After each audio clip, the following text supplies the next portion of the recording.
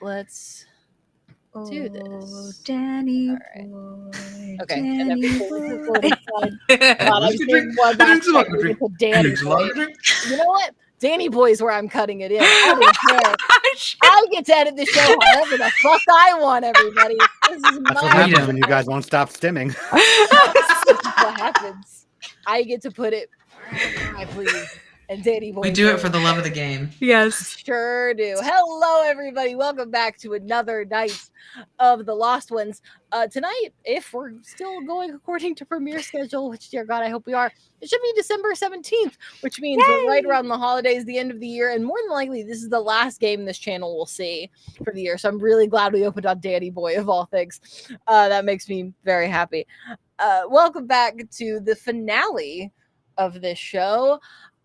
This is the last time you'll see these characters. You'll see this museum, you'll see this place, and we may or may not experience the apocalypse by the time the night is over. We have no clue yet. We have a few hits left on the tracker. We've got 5 left to be exact. We got the moment 9 out of 14 at the end of last episode. And they've discovered one omen, which is great.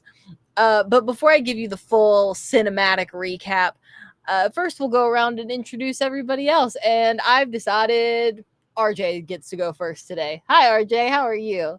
Hello, everybody. Introduce yourself and reintroduce your character for the people at home, because it's been a little bit. Yeah, it's me, your boy RJ. You can catch me at RJustice282 on all my socials. And today I'll be playing Augustine de la Cruz. Oh, Castillo. Yeah, there we go. I was the other guy on the other Vinci show. de la Cruz is your Childhood Nightmares character. One day I will stop using these naming conventions, but today will not be that day. I love that. I'm here to rob the museum.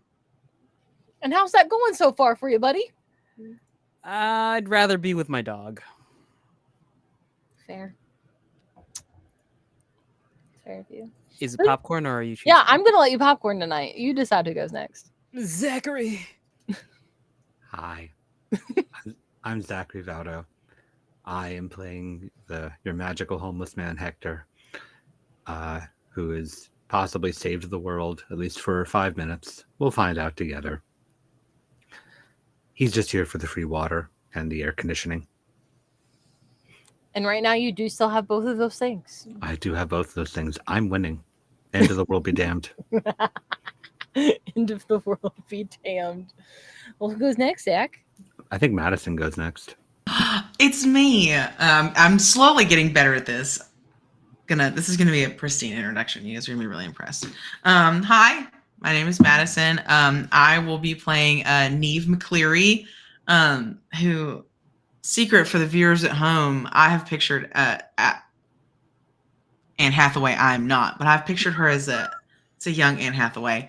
But she is the current HBIC of the museum, though she doesn't feel very ahead, very bitch, or very in charge. But you know, she's working on it.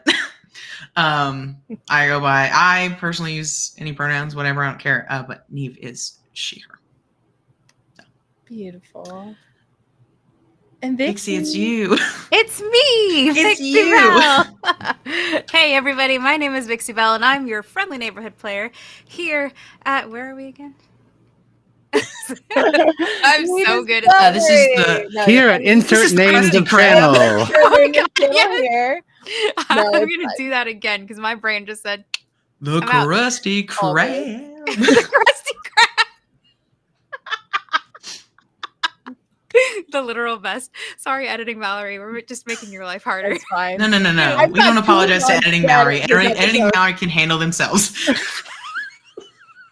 Meanwhile, editing Mallory's eating like hot Cheetos, like sweating over his computer, being like, I gotta fucking get this done, man. Oh, God. Okay.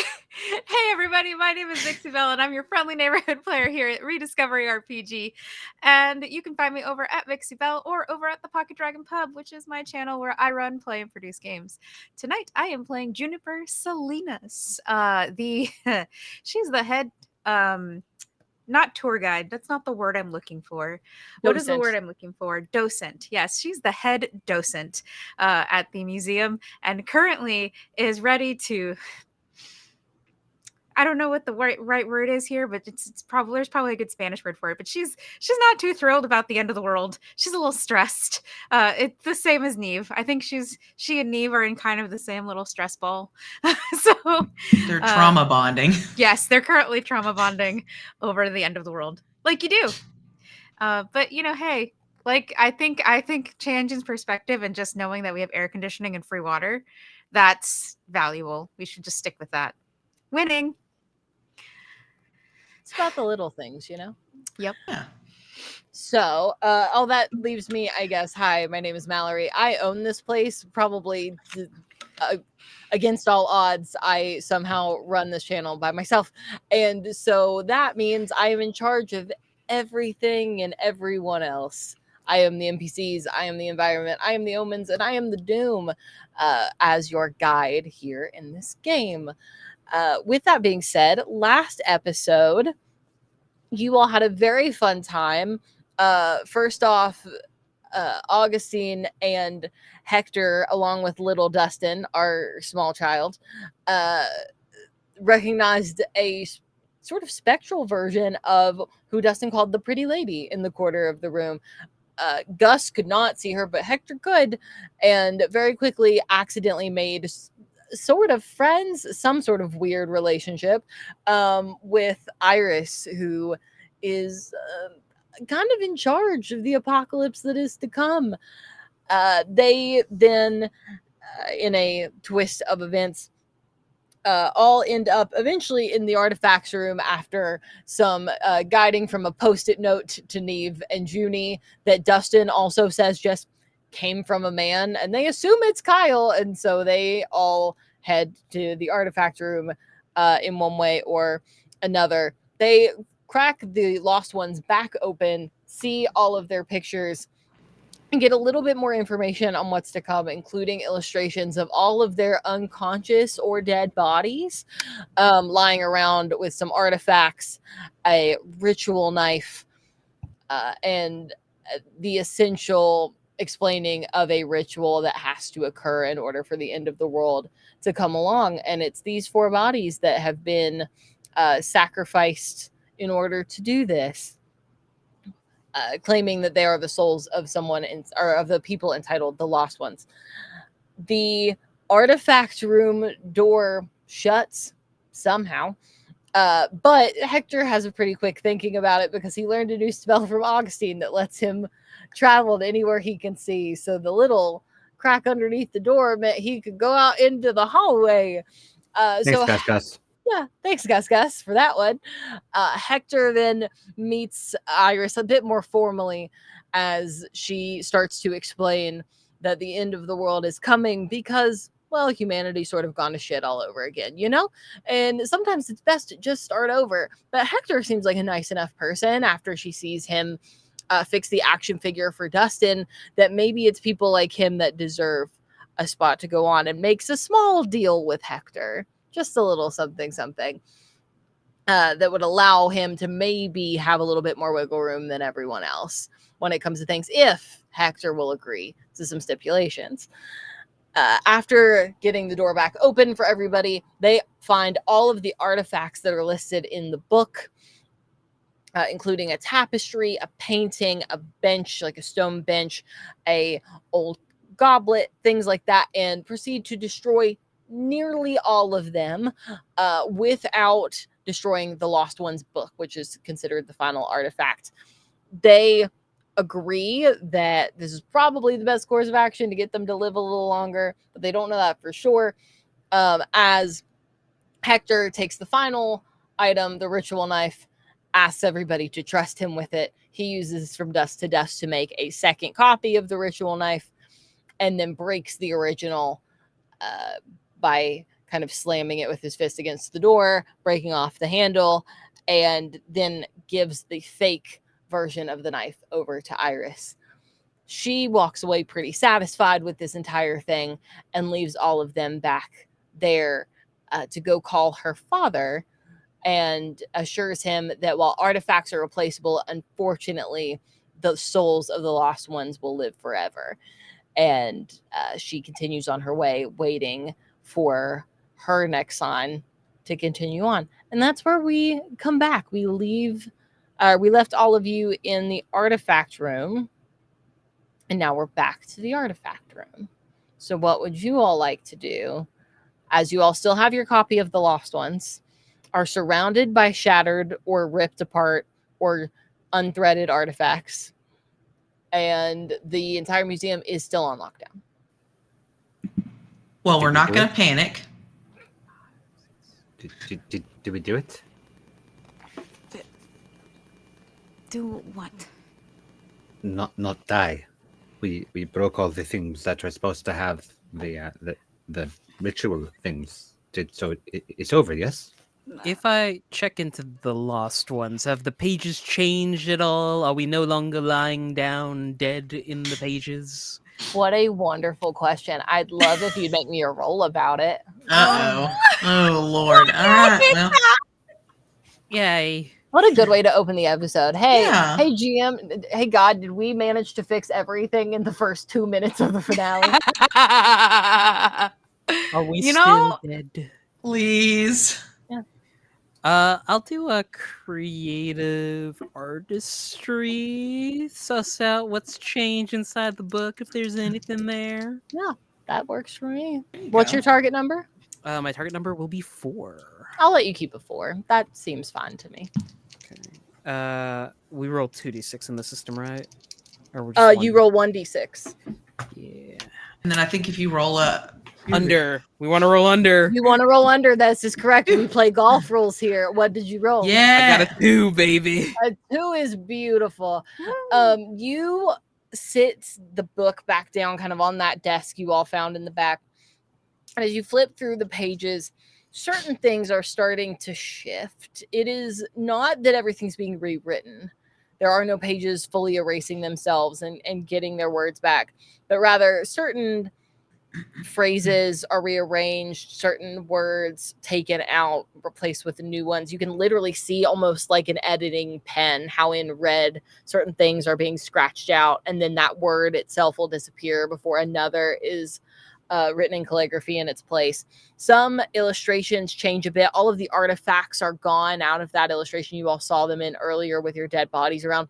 And while your bodies are still there, there is a slight smudge where Hector's body should be. It is still Hector. You can still see part of his face, but where the eyes should be are smudged out. You 3, though, still very much there, very much with your eyes closed. Kind of hate this. Well, that feels like we made it worse. What I is- think. Well, I don't. Wait, I don't what think is we it? made it worse. I think, Hector, I think you are now better off than we are. Let Are me see you what is- sure about that? Let me see. Let me see. Stop talking about the book. Show me the book. Show Hector the book. Okay, no. This is maybe good. This is Oh. maybe good because I'll The- take the- maybe good. the lady Mhm. told me that the lady told me that if I got her the knife, I could possibly exclude myself from this ritual. We destroyed all of the things. And the knife. And the knife, yes, we destroyed everything. But everybody's still there, but I am modified here, and that tells us that the items are not the thing that entirely affects the ritual. She made this agreement with me, so she is the one that has a say in how this goes. Right. Another good thing, we can change what's happening. So, Yes, but more importantly, we know not to just run around looking for necessarily run around and looking for items all over the place. We have to get the person. Hold on. a please don't moment. destroy my If we're- museum. If we're talking about the person, we are all still in this picture, even without the artifacts. Yes, that's my point. But does that mean that we are also artifacts? If you would, so to speak?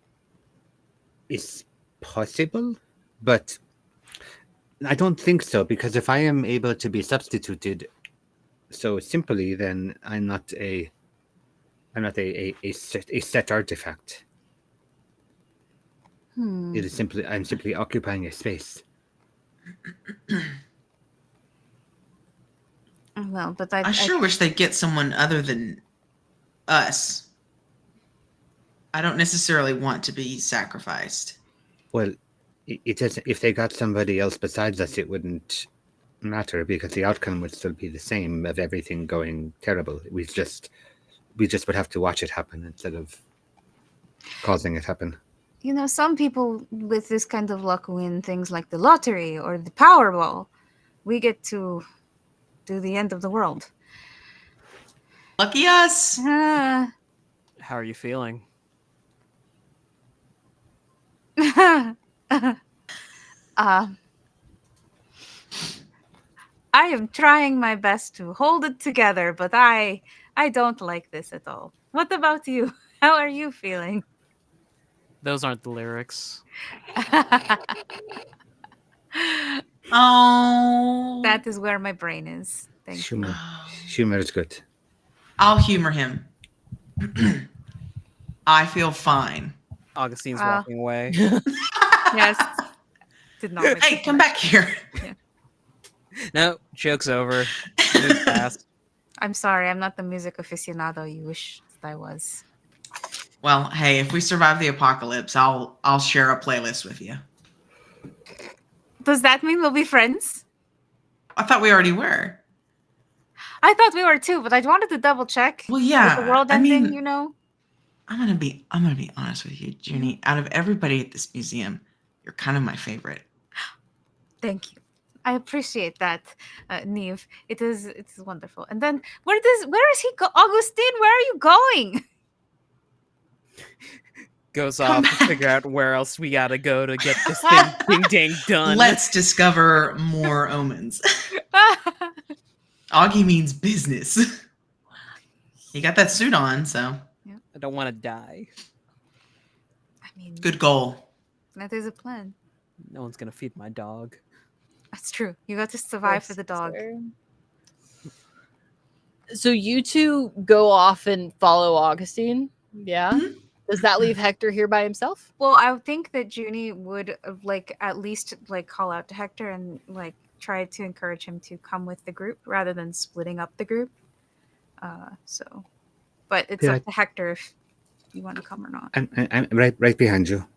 I'm gonna look around this room one more, really quick, to see if there's anything that just jumps out at me as significant for purposes of what we're doing. I'd love for you to make a roll about it. Oh boy! Great. All right, we're looking for ones, baby. Only ones. Hashtag. Dub ones. Snake eyes. If I'm being truly honest with myself, then I think that this is a concerted observe roll, which puts me at a 2 for the difficulty. Oh boy. Dub ones. I if I'm being truly honest with myself. Yeah. Double ones. Double ones. Double ones. I rolled a 2. Okay. Let's go. That works. So either fail with an opportunity or succeed with a consequence. I failed with an opportunity last time. Let's have a consequence. Oh Okay. boy.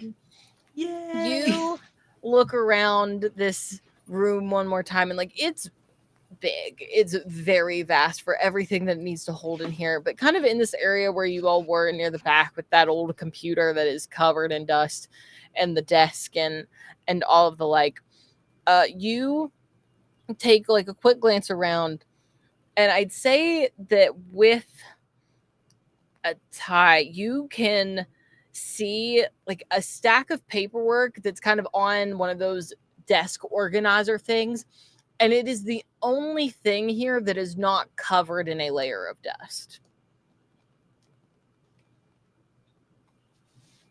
What do I find examining this more? It is a stack of random paperwork. Some pieces don't make much sense in the context of anything you know. So you figure it must be like weird museum stuff that's from other exhibits or stuff like that. But shuffled throughout here is paperwork for the exhibit that just came in that opened today. And along with an inventoried item list with the collections that those items belong to, including the Book of the Lost Ones, which you've kind of figured out all of that much already. There is a handwritten note at the bottom of it that notes that along with James, for pickup purposes, on the day the exhibit closed, The Lost Ones is a book that should come back to this room, be kept in temperature controlled storage, and on the day and time of pickup can be picked up by James, Iris, or Dustin.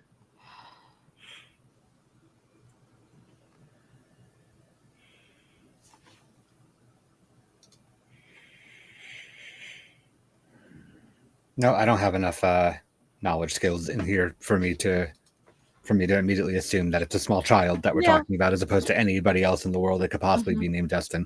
You don't know. Just Could be. Maybe that's weird. not. Weird. Oh my gosh. How many Dustins do we know? Like 7. Yeah, I know. At least 7. At least. I'm just gonna A tuck guy that named Dustin that works at the Starbucks. So yeah. Okay, so I'm going to I'm going to pocket the that paper with me because it has a list of things on it that maybe we didn't get everything on said list and other information. And then I'm going to do a quick little ritual. Ooh. Love that. Because both of my spells are exhausted. They are At this point. And I don't believe I have 5 hours to rest. No. And I can't do the ritual for wind step. A because I don't know it. And B because I do not have access to the thing that is needed. But I do for the one that I do know, as I take out I'll reach into my backpack and take out just like a little can, pop it open. There's a bunch of not dust, ash in there. They sort of pour down my hoodie. Like not the entire thing though. I'm trying to I'm trying to ration it because I have to do this. I don't have a lot of this that I need. This comes from a very painful lesson of mine, and I don't have a whole lot of it. And making more of it is just as rough. So, covering myself in this ash, sort of puffs out from the cloth. Okay. Because I don't know if I need to make something again. We will see. And I will follow them out. You catch up with them fairly easily. It's not like they've made it super far. But Gus, since you're leading the charge here, where are you going? I have no idea. Thank you. I just stepped out into the hallway just to look around. You don't see anybody around. The security guards that should be patrolling this area are currently dealing with the lockdown and everything, so they're not around. Iris has long gone as she walked away after Hector gave her the knife. And so these back hallways are pretty empty. They would... you would know this slightly from like your sort of stakeout that you did before everything and any research you did on the blueprints.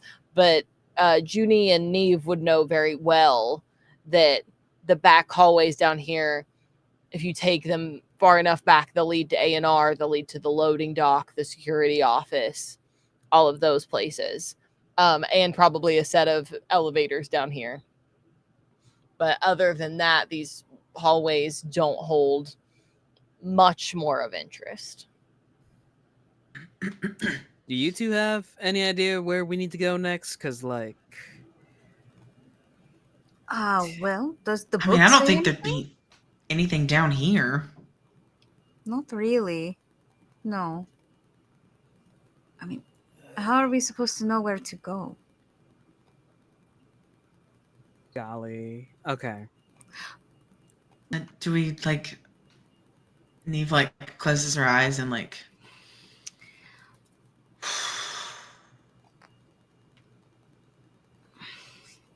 I'm not getting anything. Well, Neve, I have a thought. Did we put everything that was delivered on display? Or were there still things that were being processed? That's a great question. For Mallory. From the last conversation you had with Parker, the Mhm. intern in A&R that you scared the shit out of. Right. Yes, yes. Everything that was meant to be on display was put on display today, but traditionally, when a museum has a new exhibit, not all of the items that are donated are put out on display. Right, This is yeah. for a lot of purposes. If an emergency happens, if something breaks and they need to like replace something in a display case with a new item, things like that. A lot of times a museum will have multiple items that are kind of kept as backups. Swap them out. Correct. So yeah, so she'll be like, but everything, we don't have backups, right? Everything's out. I'd say you all have a couple backups, not Okay, a we have a lot. couple backups. but- We destroyed something in there. Yeah, Nope, no, those you, weren't the you backups. destroyed many things. No, any backups you all had for this would probably still be in A&R. It's opening day. Okay. There's usually these items are the last ones to get processed Right. when a shipment comes in.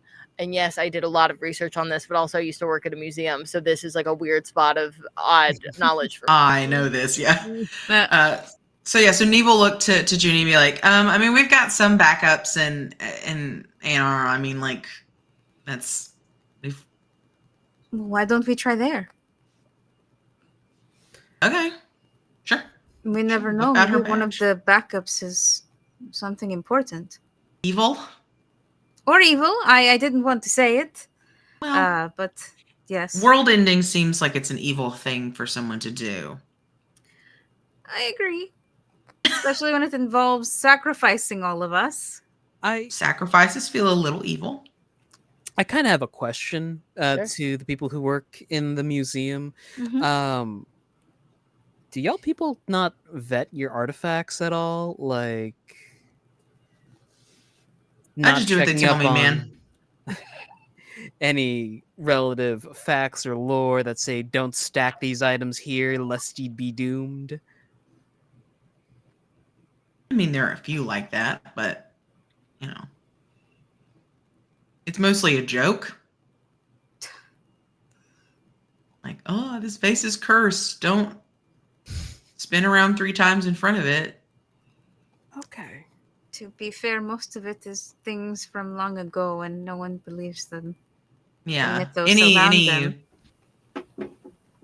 Even if there are ancient like stories about, you know, them being involved in rituals or anything like that, there's usually not a disclaimer that you will bring about the end of the world if you, I don't know, touch it. However, my notes did say not to touch, and then she'll point to the book and go, that book. So perhaps we shouldn't have touched a book that we didn't know about. Well, it's too late. You've already touched it. I don't know I that know. you get repeats. I'm rubbing his nose in it a little bit, I know. for my benefit. I mean, it's not my job on the line. Come up behind everybody with this paper that I found. Let's go. Is this all the things that we already destroyed, or is this more things? And also, these people. Her name is Iris. I don't know the other ones. That name is familiar, but you know, they're all common white people names. So You're not wrong. Here you go. Wow. Could be here or there. You know. And you do when Hector hands over this list, you can see pretty easily most of the things on this list are items you've already absolutely destroyed. They are Absolutely shattered just into hacked. pieces. Just like my job. Got it. Yeah. a couple of the items are items you would think are in A&R right now. For like processing and things. A couple of the things are items that are still in the gallery, but like not all of them are probably as important as others. Right. But also maybe you destroy all of them for the sake of it. Who knows? That's a judgment call on your all's part. Job's already in the can. So. The names at the bottom, I will give you this for free. James Destino is the name of the man that owned this book, and it is the name that is in all of the like records that you were able to see upstairs. Yeah, we know him. Yeah, you can probably safely assume that the two blacked out names that were on Alana's stuff, where it was like these are the approved pickup people, but James was the only one you Iris could and see. Dustin. Probably Iris and Dustin were the other two names that were blacked out. Which leaves the question, why would people handwrite this note when in other places it's considered very sensitive? Do they just think no one comes back here? Who knows? Maybe not. Conversely, why didn't they block off the other two names, like in the email that you got? Questions. People gotta remember what level of security clearance the information they have is, and sometimes they just don't. Goodness. So what I have, I guess I wouldn't have any context for Iris or Dustin. Correct. Do I know little Dustin's name, or do I just know him as like a little kid? I think you just know him as a little kid. The only person that he's given his name to outright is Hector, and there's a possibility Augustine probably picked up on it at some point because they were together in the same room when they had this conversation. But also he was calling him Gus Gus. So yeah, I think Augustine picked up on it because I remember saying to RJ off camera that he missed out an opportunity to call the kid Dust. Yeah. This is true. Yes. So yes, I would say Augustine and Hector know Dustin's name, and Junie and Neve do not. Okay. So Neve would just look at it and be like, Iris and Dustin. Who the hell is Dustin? I thought you worked here. I thought he worked here maybe if he was handling all of the... We don't have a Dustin on staff. And I don't think Mr. Destino had a Dustin that was part of his entourage. I've never seen Dustin on any of the other paperwork of the stuff that Mr. Destino donated. I don't... Isn't the kid named Dustin? What kid? The nerdy one that was running around with myself and Hector. Not the troublemaker. That one?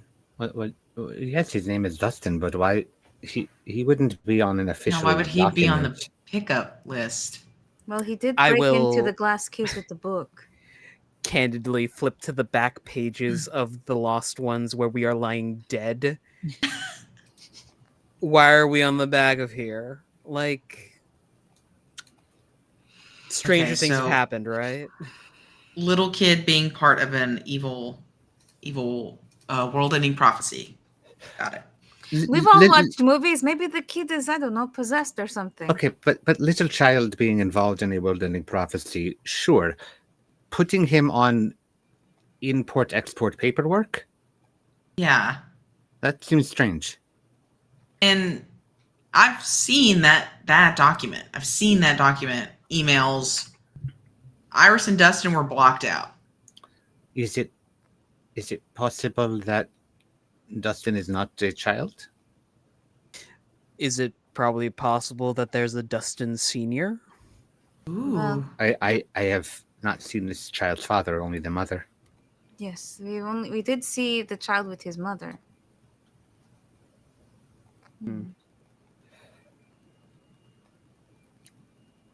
Well, we know that the other you mentioned that the other artifacts are in the A&R. Neve, why don't we start with that? Let's go. I got my key card and a yearning to live. Let's do it. A lust for life. think Junie knows the way to A&R, so she takes on the docent role of guiding everyone through the hallways towards A&R. Yeah, absolutely. Does she give us fun facts though? She does. Because that's her coping mechanism. Because she's anxious. And she's gonna express that by giving you fun facts about how the back halls of the gallery because I worked in a gallery, so the back halls of the museum are haunted, and the notable ghosts that may or may not exist here, and the sightings that people have seen of them. Hey, don't do air quotes. I've been here past midnight once, and I swear to God I saw a ghost. Every place has their stories of white ladies. Was the ghost's name Karen? It's a classification of ghost where like it's usually seen as a woman in white, not like a Caucasian woman wandering around the halls. I'm sorry, I'm trained in customer service too, so I immediately went there. No. Now I understand. Thank you for educating me. No, you know, it's I should stop talking. Well, for your information, she was a woman in white, and she pointed to me like this. And as you're doing that and you're pointing and saying she was a woman in white and everything, you round the last corner into A&R, and the double doors that you should have to swipe through are wide open. Great. And her finger goes, those aren't supposed to be open. You know, it's very aggressive to point that way. You should really try the full hand point. That's why they call it the Disney point. I like doing it's less four. aggressive. Point. Yes. Either way. This or this. You're just not. If you point with a finger, it looks like you're chastising. You're not supposed to. Are you all Well, still maybe I am. walking while you're having this conversation? we are. As we're Great. Does I this not need look to like know you are who chopping walked in somebody, first. though? you get the satisfaction of chopping while not being aggressive. It's, I don't know. It's not interpreted the same. I heard that he did it because he was holding a cigarette. And that's how he pointed, because he was holding a cigarette. Maybe it was a Who- bit of both. Who walks in first as you're having this conversation? Which body physically goes through the double doors first? Oh, am I about to? Because I feel like I would say, you said you were leading, but I feel Yeah. like me would be walking sort of close by you as you're yapping with each other, you know? So like together, then we enter together first. Great. Then you both get to make the roll. Whatever you feel in your heart of hearts would stop you from absolutely biting it when you tripped over an unconscious body in the floor. That's whatever you need to roll. Fantastic. I Cool. love that for us. Good thing I have a. All right, I'm gonna go creative. Good thing I have a lot of physical skills. I I- love that. She for said you. lying. I Oh, have that's I good. have one in coordination, but I would like to argue for that. Great. Coordination feels good. Okay, and then I have 3 in creative, which is what I would like to do. How are you being creatively coordinated? I think that as a docent, you have to walk and talk while giving a presentation on these objects, and it has made Junie very aware of her surroundings, and so she's gotten creative with how she walks, if that makes Cool. sense. No, I'll take that. It feels like you're pulling definitions like a little broad, maybe, but I'll Yeah. let you have it. Yay! Thank you. You're welcome. Oh, benevolent DM. So what does that give you as your target number? So I have so 1 in coordination and Uh-huh. a 3 in creative. Is So, that a so 4? 4. Okay. I'm gonna knock it to a 3 because you're not looking down right now. Okay. And you fully expect flat floor, which is not what you're getting. Right. Neve, how about you? How do we feel? Perhaps can I have careful observe? I think careful Please. observe makes a lot of sense. I'm gonna let you have that. What is your target number, Neve? 4. Great. I'm also gonna bump that to a 3 because again, you're that. not looking down and you were just in here earlier and there was nothing on the floor that should be impeding your progress. Okay. My question is, how many d6 are we rolling? You roll 1 Oh, Just the and one. you Thank only you. roll a second one if you roll a 1 on the first one. Okay. You want below your number, so you're looking for lower than 3. Yeah, my Preferably. dice love me so much. They think that I'm playing a game where I need to roll high. 2 And ones. so I rolled a 6. Yo. Awesome. Neve does a backflip over the body. Neve does parkour, okay? Yeah. So we're gonna resolve Neve first, and then we'll come back to Junie. Neve, as fine. you walk in, you like are going along having this conversation about the appropriate way to point when your foot catches onto something and you are able to keep your balance well enough that you can kind of hop over it, put your hand on the counter to steady yourself off. And I'm going to give you something else in a minute because you got such a good success. I'll give you a little bonus after we resolve Junie. So, A little Junie, pirouette. as you're also having this conversation and like going through the like hand motions and everything, you're so concentrated on what you can physically see in front of you that your feet get caught on some giant lump in the floor that is like heavy enough that you don't move it. Your force of walking does nothing, and instead you fall forward and on top of what you walk into. You come face to face with the unconscious or dead, unsure as of right now, body of Parker on the floor. Cool. Junie gives a yelp as she falls, and then she when she realizes that it didn't hurt as much as it should have because she didn't actually hit the ground, she looks up, realizes that that is a face, and that is the face of a potentially unconscious and or not alive person, and screams. As you should. Very fair. Yes. That scream, I assume, would alert the other two of you that like maybe something's not right in this room. What do you two do? Fuck. Appropriate response. Appropriate response. Appropriate Very response, valid. appropriate response.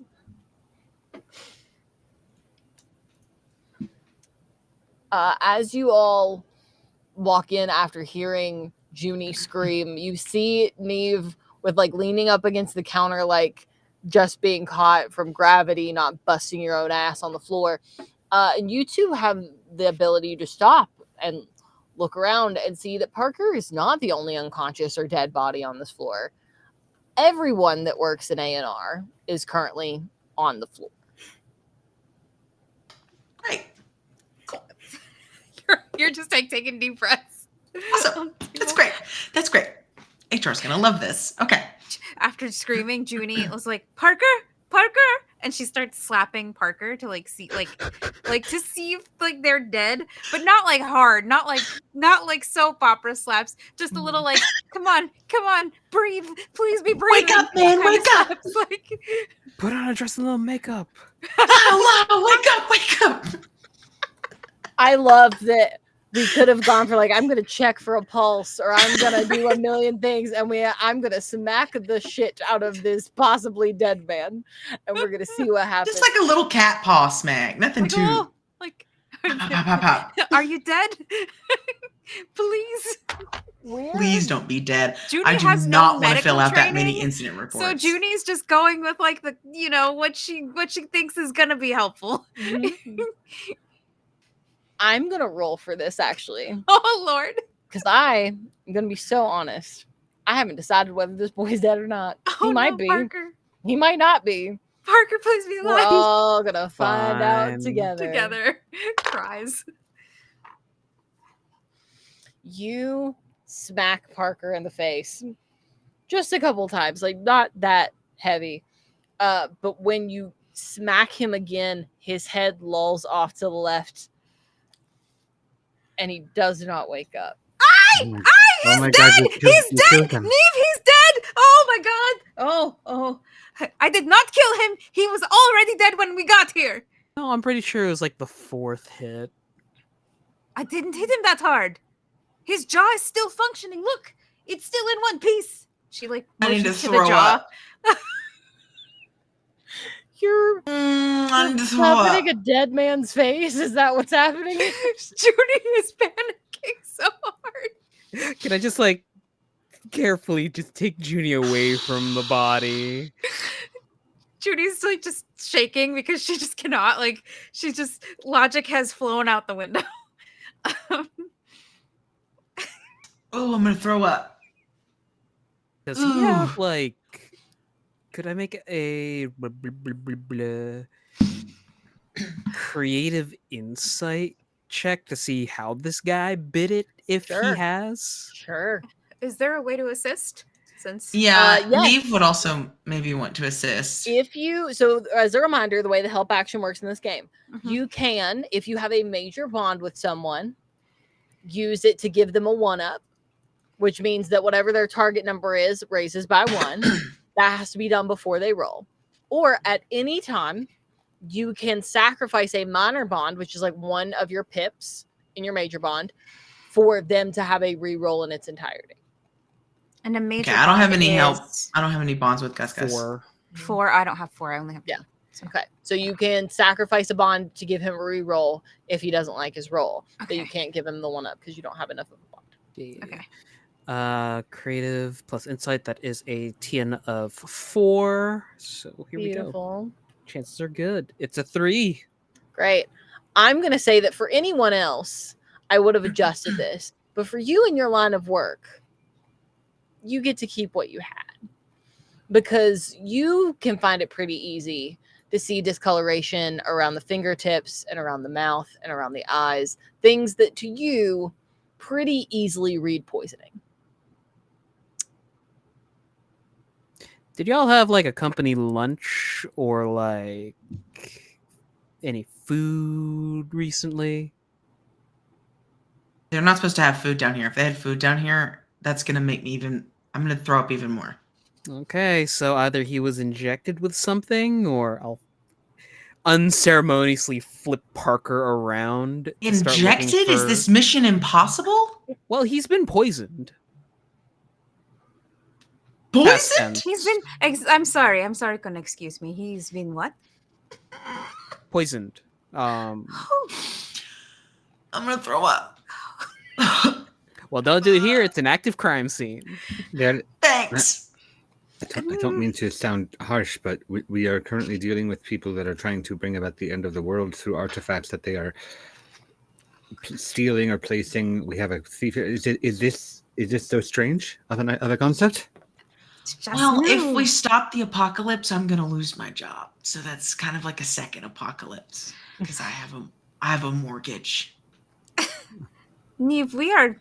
How about we just focus on the not the dying part, one goal at a time, and then we'll focus on the jobs because I'm pretty sure I don't have a job after this either. No, you'll especially be if fine. everyone thinks I killed Parker. But is there something that they maybe have touched if they're not supposed to have food or drink here? Well, his fingertips Can have I- some discoloration around them. Can Neve look around and see if there's anything that's not supposed to be there? I But would also is- like to look Yeah, around as well. For sure. You all there- can take a look around. Tell me what you're rolling. I would Let's go like for it. to Also, are you roll- going to check any of the other bodies or just this one? I'm just asking. There's more? Yeah, Several. there's multiple You bodies. both saw more. We Everyone didn't. 'Cause I that faced works my- in this department is currently on the Can I- floor. Can I go around doing the same thing? Just like Yeah, I was like Gus or Poison, Junie or Hector. If any of y'all want to go look at the Mhm. bodies, I can look for anything out of place because I feel like Neve would be down here a lot. Yeah, that's fair. Um, So you look around the room. Mhm. Whoever wants to check the bodies, check the bodies. Whoever wants to check the room can check the room. You just let me know which one you're doing. Let me know your target number. I'll adjust accordingly, and then we'll do our rolls. Because I Would- also need to roll for some people. It's not a great Okay. role for me. I can assist some people. Okay. okay. Also What fair. would make more sense in my case, bodies or? Whatever you Room. feel deep down in your soul. Yeah. Well, I know you're the GM. I'm talking to my fellow players above table. I'm doing careful observe again, just because that's a pretty high one for me. Careful, I have Mhm. 2, and observe I have 2, so that gives me a target number 4. So I'm gonna do that one. So, and you're doing the room, correct? I'm checking the room to see if there's anything that's out of place that was not supposed to be there, or that wasn't there last time I was here. I mean, Gus is the one doing bodies right now. Yeah, I'm just trying Bodies. Great movie, Bodies, by bodies, the way. my strongest skill is creative. That's a 3, but I have 2 in observe. I'm just trying to justify how I would use creative in this way. I mean, With some guidance from Gus to help you look for injuries, defensive wounds, any signs of like where the Mhm. poison might have gotten in, could you use that? I feel like that's a pretty strong argument, and that will put me in the bodies camp. So you would be looking at the room with Hector's as help. well as like looking at the room creatively. I mean, like usually when you're observing something, you just do a cursory glance, to see if there's Mhm. anything out of. And that's how I'm taking. Like she's moving slowly and carefully, and she's looking at each and everything. But like, I mean, there are places that the human brain naturally looks, and so I mean, Junie could be like, "Hey, this is not some place that things would normally be. Perhaps checking underneath things or looking in spots that maybe like don't get seen as frequently, or some like taking a creative look on, like you're not just scanning the room, you're checking nooks and crannies that people wouldn't normally go to. So I have an argument here because I think the bodies, like when it comes to, I think Junie would be able to do either of these things. When it comes to bodies, something that occurs to me is maybe her creative thinking is going to allow her to make the connection to the picture in the book. If there's any similarities between the way these people were killed or knocked unconscious, if not all of them are dead, with how the bodies looked in the book. Can I do that, GM? Sure. You Okay. do whatever you want. That's what I'm doing. Great. We're over here like tying red string to things, and we're like, we could do it like this, and Ryder's like, Yes. yeah, man. Don't Okay. just ignore my Charlie Day board. It's fine. Finale night. You all do whatever you want. I'm going to make your lives hard no matter what you pick. Yay! There you go. So it's going to be We're it's all currently a doing this 5 together. for creative observe. You know what? I'm going to let you have that 5. Yay! Because you have a whole book you can reference that perhaps even says more things in it now that you found these dead bodies or unconscious bodies. I haven't rolled for them yet. We'll see momentarily.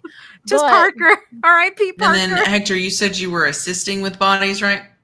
Yeah, I don't really have a good enough score to do like examinations and things, but I have bonds with everybody that I can Okay, like cool. I can spend for rerolls. All right. Rock on. Okay.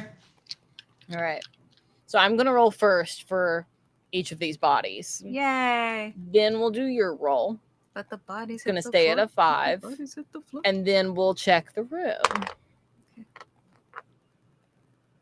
Bodies. I actually prefer talk to me.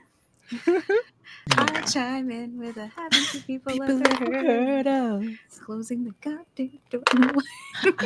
Closing the gosh darn door. Yes. That Sorry, this is- is the Walmart okay. version. I used to do that. Kids My Bop friend version. Alexa and I in college, we would listen to like really explicit music, and we would replace it with like silly little. There was like a Tyga song. She a freak. I'm going to get it in the nightgown. She is in fact a freak, and I am going to get it in the nightgown. Oh, And it's my favorite thing to do. It's so stupid. So I'm going to go ahead and have you do your roll, Junie. Ooh. And then I'll explain what state these bodies are in based on what you find. Well, Gus is also rolling for body identification too. Cool. So- So both of you please make your rolls.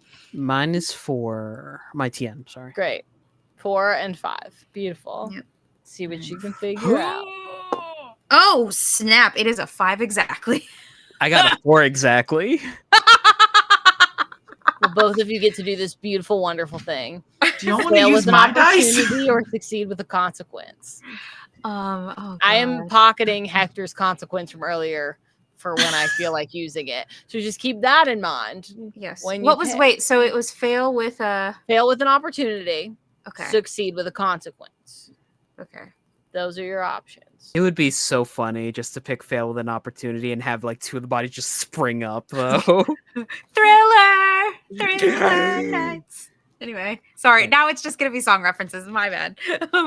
So Oh, and let me be so clear. If you pick consequence, it doesn't necessarily mean it's your consequence. Yeah, we're just It giving is you a ammo. consequence for your party. A secret consequence for later. it's it's a special tool that could screw us over later. Yeah. I'm going to fail with a opportunity. Okay. I think that. Let's see. Bless you. But bless you. That was a violent sneeze that I'm very Just glad I everyone leaned just away go, from the bless you, mic. bless you, bless you. Yes. I think I'm also going to fail with an opportunity. Wonderful. Nope, these bodies dead. Yeah. They're extra dead. They're You're so not They wrong. done been Lifting the dead. arm and just You all go to each body, and in whatever way you decide to test it, you find that each and every one of these people are gone. Does Junie know any of the other people aside from Parker? Yeah, you know all of them. You work here. Okay. Yeah, I was like, I just didn't know how well I knew them, like, or if like some people were like temps that they hired for the exhibit or something. Nah, But like, they're all yeah. pretty usuals. Like some of them are interns from like the local schools and stuff, but they're definitely all people you know. Colleges, let me be clear. Colleges. Yes. It's still rough. yeah. I Aw. think Junie just starts like crying after like a certain point because she knows these people and they are gone. Like this Yeah. is horrible. Super So- dead. And I think she gets more and more frantic as they go through the bodies and keeps talking to Gus because she's been talking this entire time. Mhm. She's anxious and like Yeah. her anxious anxiety is manifesting as a almost consistent flow of consciousness because she's a docent. That's kind of like her MO, and it's the only thing that's like remotely coping mechanism for her. So she like her talking gets faster and faster and faster until she's like, they're not breathing, Gus. They're not breathing anymore. They're gone. They're gone. And then just breaks Okay. down. Okay. Can Neve go hug her before she goes and looks at the room? Can she please go hug her? You She can just- hug her. Bring it in. So, and what was Gus trying to say? What was Gus It gonna just do? gonna take her away from the bodies. Like, maybe you should not look at them. Let's go over here and I'll just and when Neve is going to hug Junie, you just see in the background Gus grabbing bodies by the legs and dragging them into a pile to throw a tarp over them. Ooh, not the tarp. I'm gonna Sorry. say that as you are dragging these bodies, like grabbing them by the ankles, kind of throwing all of them into a corner of a room, for a lack of a better way to put it, just slowly getting everybody to the same sort of space, and you find this old tarp that was in a cabinet that you're able to kind of unfold and throw over these bodies. Out of the pocket of somebody, you're not even sure which one at this point, because they're all now in a pile, rolls out a cell phone that is lighting up and dinging over and over and over and over and over again. Can we pause there? Vixie's not Yes, yeah, we can. Yeah. All right, Hector, I'm gonna need you to help me roll these people up into these rugs, and then we'll dispose of them later. Oh, the cats unplugged the computer or unplugged the power.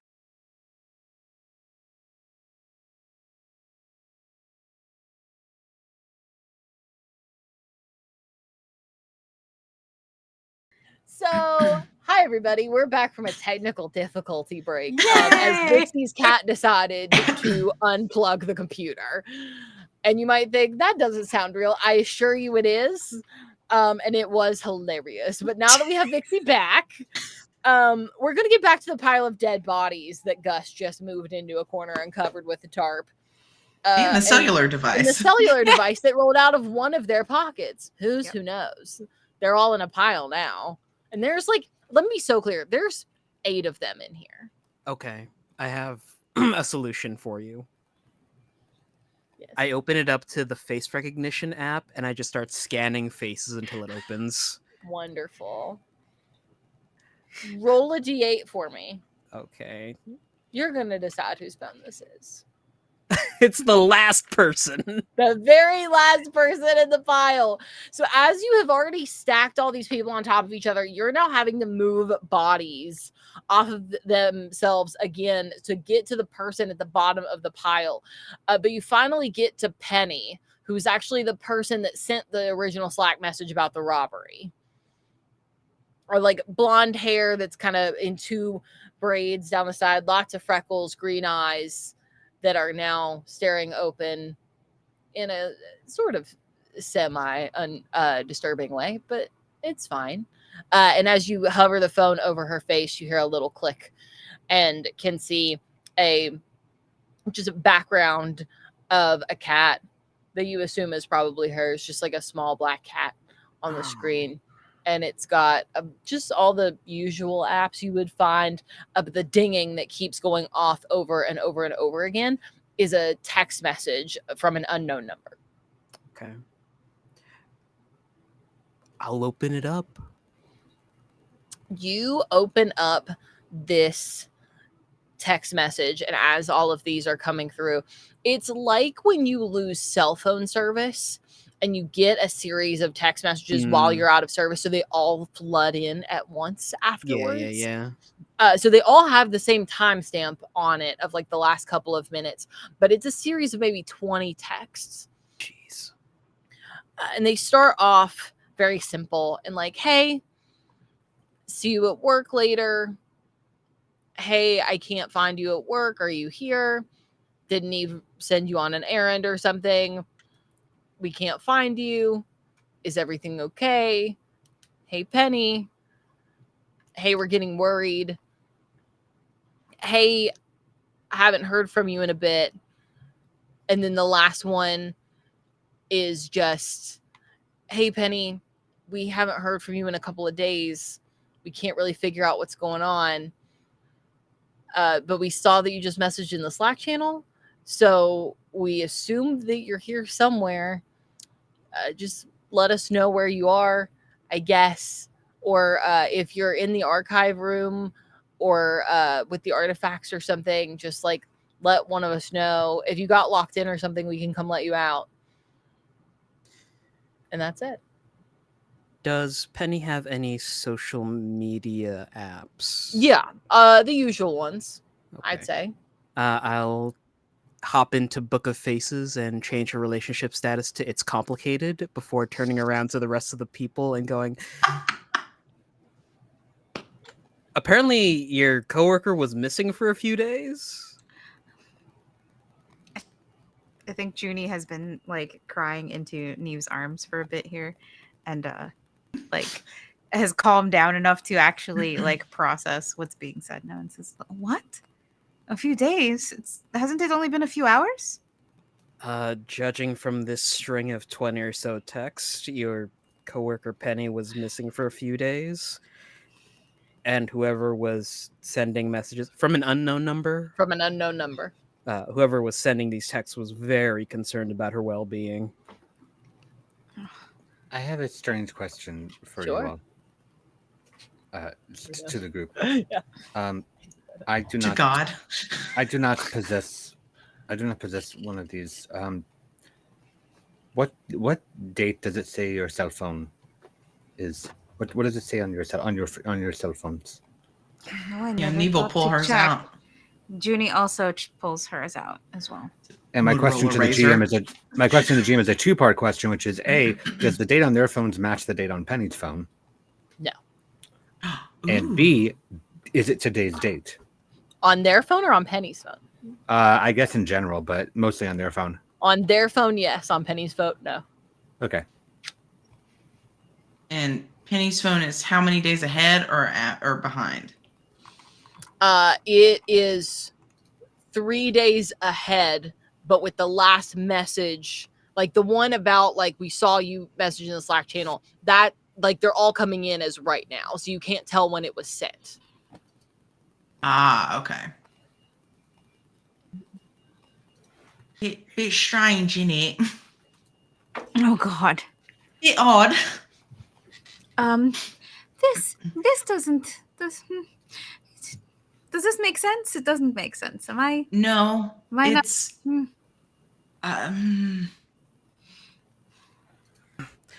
Your guess is as good as mine.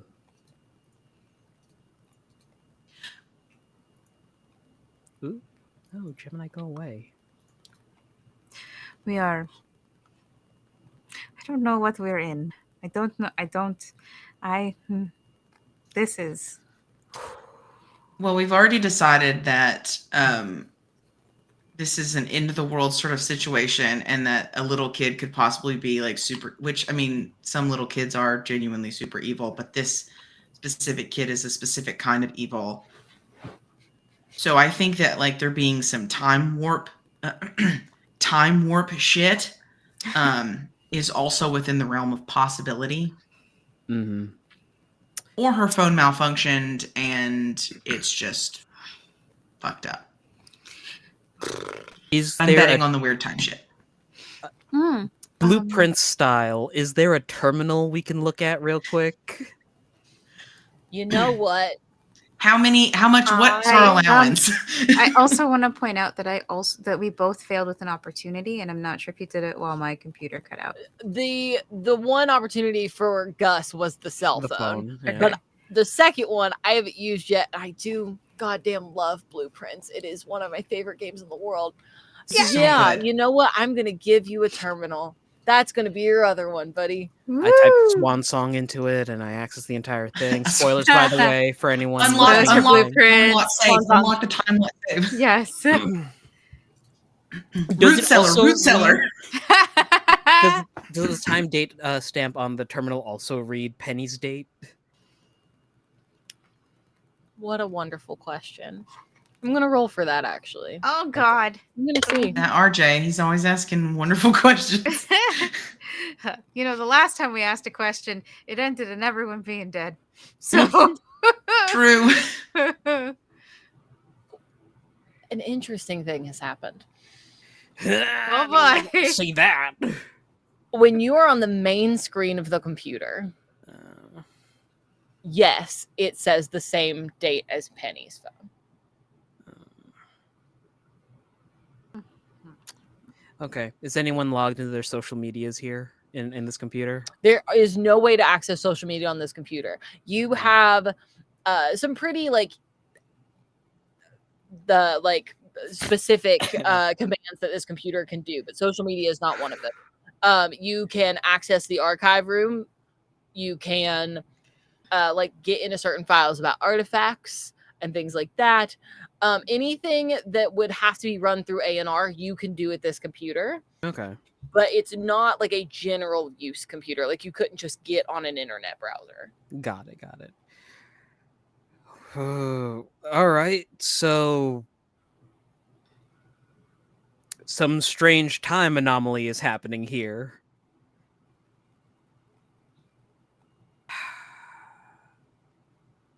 I should just let this job go. I should have just walked away. Do you want to click into anything that this computer can do, or are you just interested in the time? Either way is fine. I was more interested in the time to see if it matched up, which makes me think someone weeping angeled these people into this room.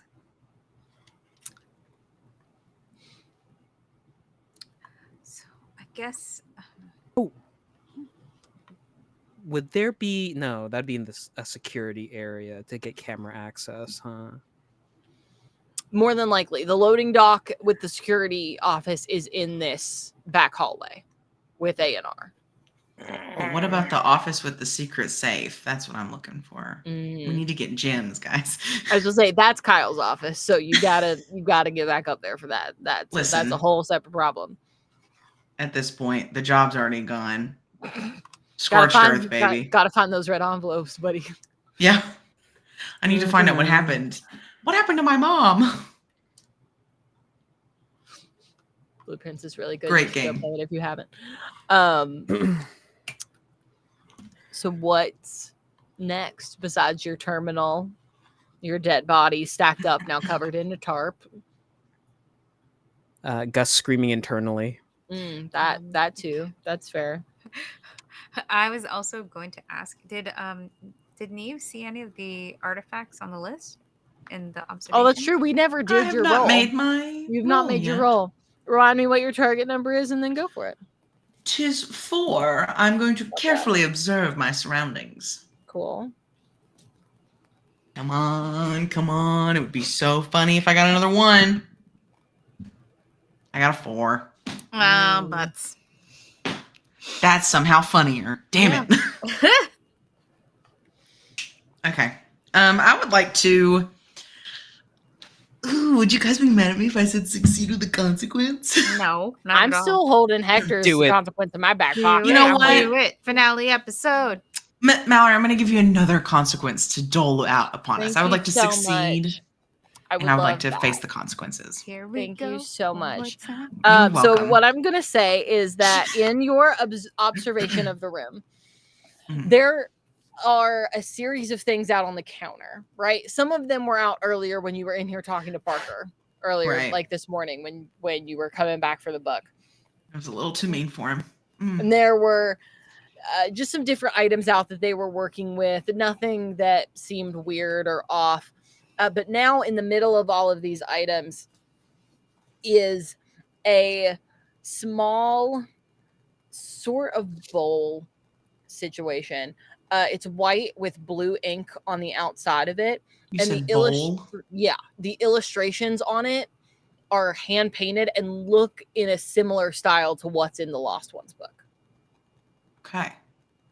It is filled with a purple liquid Not going to that touch that. is like a super dark plum sort of color. It holds a little bit of shine from the light in the room, but outside of that, it's not a liquid you can see through at all. It is perfectly opaque.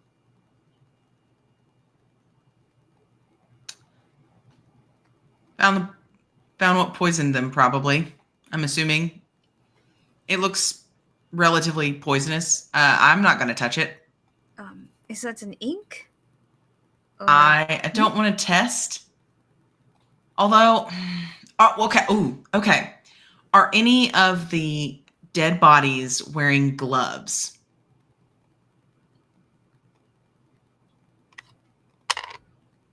For sure. Okay. So we do need to be careful because allegedly this can kill you even if you're wearing gloves. So That's comforting.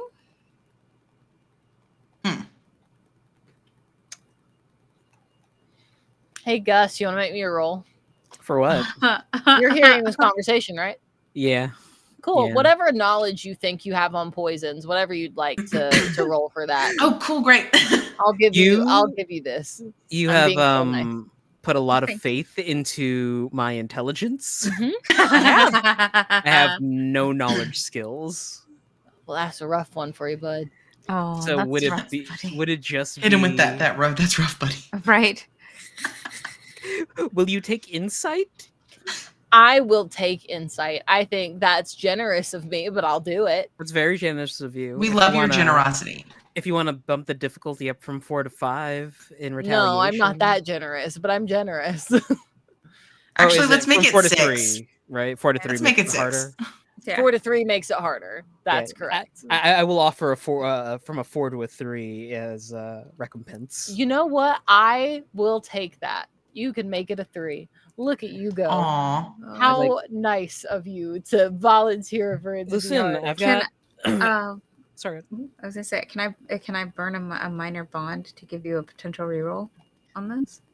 Yeah, if you need, if Is you it worth need it, Well, let's see if you don't have to burn yeah. it till after the roll. You Yeah, can okay. burn it after, but I've got a good society game possibly. coming up, so I have to relearn how to barter with the DM. I love that. Good Society is such a good game. 10-10. Enjoy. That's the Pride and Prejudice one, right? Yes, the Jane Yeah. Austen one. Oh, Vixie, I wanna Yeah. play it so can I bad. borrow that bond point, please? I'm gonna burn a pip so that RJ can reroll. phenomenal. Yeah, buddy. It couldn't have gotten any worse. Oh God. Good. That's a lot better. That's a 2. There we go. Do it good. For the listeners at home, it was a 6. So Yeah, that's I all. think it was nice. So with a 2, I'm gonna say that you can kind of see without even touching what's in the bowl that it looks thick, like the consistency of maple syrup, something like that, but not see-through at all. It is very much a solid dark eggplant as it sits in this bowl. And if you look at the illustrations around the outside, they all depict death. And you know, probably better than most people, poison does not have to be touched in order to get in your system. Yeah, you just inhale it. You could just inhale it. Great. That's awesome because I'm really close to it. You see Gus just go into his pocket, walk over to a nearby water cooler and just dampen a handkerchief and then just tie that over his face real quick as a miniature filter. You all should probably mask up. Why? Have you ever heard of inhaled toxins? Ay, Dios mío. Yeah. Shut up. Neve's just like, shut up. I think what was it? I don't know that Junie. Well, Junie does have some stuff on her. I think Could I? to Is help. there a lid for this jar or? Look around. See if you can find one. Start opening up like rigor mortis hands to see if there are any jar lids in them. I think I don't have anything that could help with this. I have memories of hardship. I certainly have that. The dedication that you have to prying open the hands of dead bodies. I'm gonna say that you find like a small jar in a lid in Parker's hand. From Oh, good. this. Parker unleashed this. Of course he did. Fucking Leave Parker, Parker man. alone, but you don't talk ill of the dead. Ay ay ay. And then you she's talk a saying little this as ill of she's the like dead. dampening like a paper towel that she's found. I mean, I'm not sure like what's even in here that she could use as a Neve's filter. flipping up the. Like No. she doesn't have like a turtleneck or anything or on, but like just a Just your shirt. your shirt. Yeah, she's like I think she just like uses the paper towel to like damp her shirt a little bit and like puts it up like this. Like, I don't think that this is sustainable forever, but you know we do what we can. Found it. Whatever works. Just pop a lid on that poison. You all watch as Gus puts the lid down on the small jar and just hear a little at the door frame. Occupied. The door is open. I don't think it quite works that way. Oh, you should have left a lid on it if it's too late. Missed you- opportunity. Whoever is near the door or turns to the door, for the first time, all of you can see Iris as Hector described her Ah, before. this lady. Neve goes into full, ma'am, this is employees only. And she's like stepping in front of the dead bodies to sort of, she's still got her turtleneck up. Ma'am, this is employees only. I'm going to have to ask you to leave and return back to the lobby where you may find security and get assistance if you need assistance. Thank you so much. Oh, you're serious. That's very cute of you. That's adorable. Hector, have you not told your friends about me yet? Oh, I told them about you. Oh, this is the, okay. This is the lady. Yeah. Great. Yes. Awesome. Junie, in the moments that they are talking about Iris, Junie looks to Gus and like makes a motion about like that little like hide the thing that you're holding to him about the poison. Oh my god. Fucking mouth. Alternatively, you could pocket sand poison this bitch. That was RJ just being a gremlin. Pocket sand. Like, could you just imagine? It's like, There's no poison here. There is no No. poison in Ba Sing Se. No. She sees all of you with something over your face. She makes no move to put anything over her own. Seems she is immune to the poison. The poison Or hilarious Perhaps Cusco, methinks. specifically the poison made specifically for Cusco. Cusco's poison. Right. You all can stop covering your Cusco's mouths poison. now. What? You're Sorry. We're fine. good? She's like, we're good? Okay. You're Well- not saying that just to like secretly kill us? No, if I wanted to secretly kill you, you'd be dead by now. I would much rather kill you out in the open, which is why we're Oh. having this conversation. You know, see- actually, I think I appreciate that. Well, at Yeah. least you're honest about it, I Bluntness. guess. You know, I appreciate that. Thank you. here's the thing. I needed to ensure you four didn't have any extra help. So if you're wondering, everyone else upstairs in a similar state Dead? or unconscious, just let their own immune system keep up. I don't know. But You can't just kill people. oh, I can though. It's sort of my entire job. Was this much killing necessary? Or Yes. making them unconscious. N- Still kind of awful thing to do. Still their own body not keeping up. Let me explain something very quickly. Your friend Hector here got a small bit of it before. That hi, nice to meet you, Iris Destino, at your service. Really at my own service, but it sounds better the other way, you know. I am in charge of making sure the end of the world comes back around. You four really fuck up my plan, quite frankly. Really make it a fucking awful time to try to do. You see, what is supposed to happen, and as she paces herself into the room, the door is slammed shut behind her of their own accord, Oh, good. Wonderful. is that there's supposed to be this fancy investor meeting in a couple of days because it looks like I'm about to become an investor in your museum. I'm not. I don't give a flying fuck about it, quite frankly, but I needed everybody to be in the same goddamn room. You four ruin the ritual if you live past today. So all we have to do is make it 24 hours. Really, all I have to do is make sure you die before the ritual. But today is the best day for that to happen, because here's what happens if you fucking don't. We go to have this meeting. Junie sees what's happening, and you hit somebody in the fucking face, and that knocks my little assistant unconscious, and then I have no one to help me complete the ritual because it involves 2 casters, and then I don't have a fucking second caster because you ruin it. So then Junie has to go, right? And then there's Neve, and then you back up Junie because you're friends or you're her boss or another number Sounds of like me. items that I don't really give a. I don't care. I don't care. I don't care even a little bit. Got your back, You Junior. just ruin my day.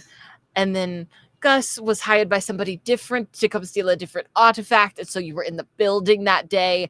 And then you stole something that I needed for the ritual. So then you had to go. And then Hector, dear sweet Hector, you were outside helping somebody else who saw something. And then they called a cop. And if you weren't there to help the person, then they would have carried on the merry way. Right? You see, do you all see my problems? Do you see how awful it is to be in charge of the destiny of an entire kind that, quite frankly, you all fucking suck anyway? Humanity's kind of in a dumpster fire right now, if you haven't noticed. And so it's probably better if we just restart. Brief counterpoint. I could have been paid off not to come. You would have died either way. You do understand that, yes? I would have died a little bit richer. And a little bit later. It Presumably. literally doesn't matter. You don't get to spend the money if you're fucking dead. You see what I mean about how humankind is sort of just awful right now because He's more an concerned outlier. about money than the end of the world. He's an outlier. We all care about the end of the world, and I would truly, deeply like to ask you to reconsider ending the entire world. And killing us. But more specifically, I would ask you to deeply look within and see if you would like to really ask that you reconsider ending the world. Perhaps. Deeply look within. Deep. deep in your heart. I know it might not be very deep, but if you made the effort. We're all here. We're all putting in an effort. We're just asking that you return, Miss Iris. We're asking that you return the effort and perhaps reconsider killing all of our friends and family and everyone we know. Perhaps. Just a thought. Just mull that around before you kill us and everyone else. Technically, I am not going to kill everyone else because I've sort of already told Hector that he could probably live. But if you're ending the entire world, then like Hector living would technically not happen. Oh, no, I have a side place that he can go for a little bit, and then we rebuild the world and we restructure it a little bit and we try Side again, place. and then we put Hector back, right? Isn't that what you wanted, Hector? It was interesting. It was interesting. And that's why I got to have this. And she holds up the knife. And here's what's going to happen. I'm going to roll for omens. And then we're going to play out a little scene. We're going to take a break. And then we're going to come back and do the last half. So, 2 omens still in play. 1 moment is gone. We're up to moment 10. We have 4 more to go. This could wipe out 2 of them right now. If we get through the next hour and a half-ish of gameplay, I roll omens one last time. Only one of those dice can hit, or you'll hit 0. You know what I mean? If both of these go badly. But we'll see. Could be nothing.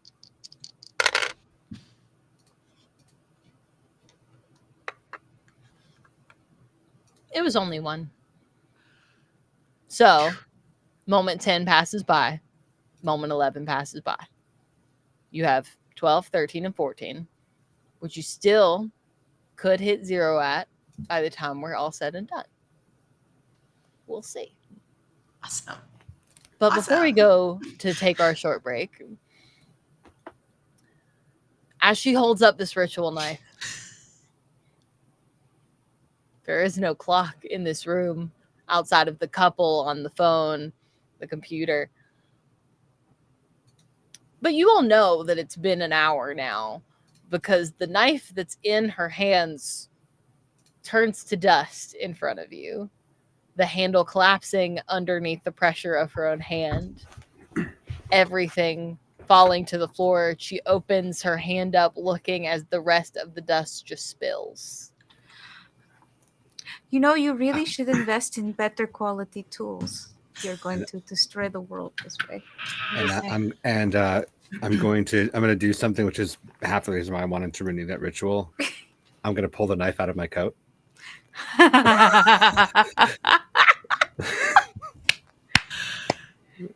What's he hiding in that coat? Everything. Above the table, it's just another fake knife. Yeah, I know. We were aware. I'm just stalling this chick so hard. Yeah, as long as you fucking can. Because she looks at her and now empty hand. That's looks great. over at you, Hector, and goes, "You know what? I'm tired of this. Let's just get this shit fucking over with. Give me the knife, Hector. Now." I don't think I should be doing that. It seems like it ends poorly for a lot of people, even if it doesn't end poorly for me.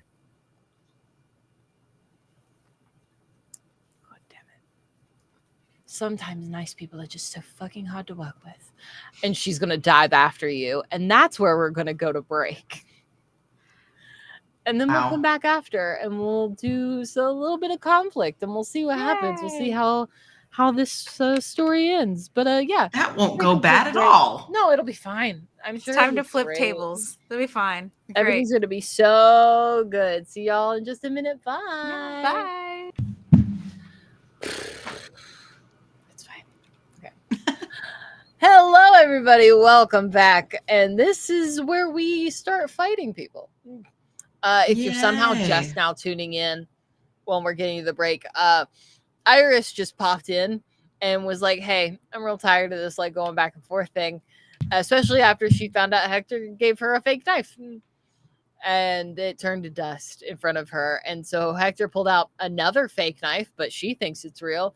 And so she dove after him. And so we're starting conflict. And conflict in Arc is resolved as such.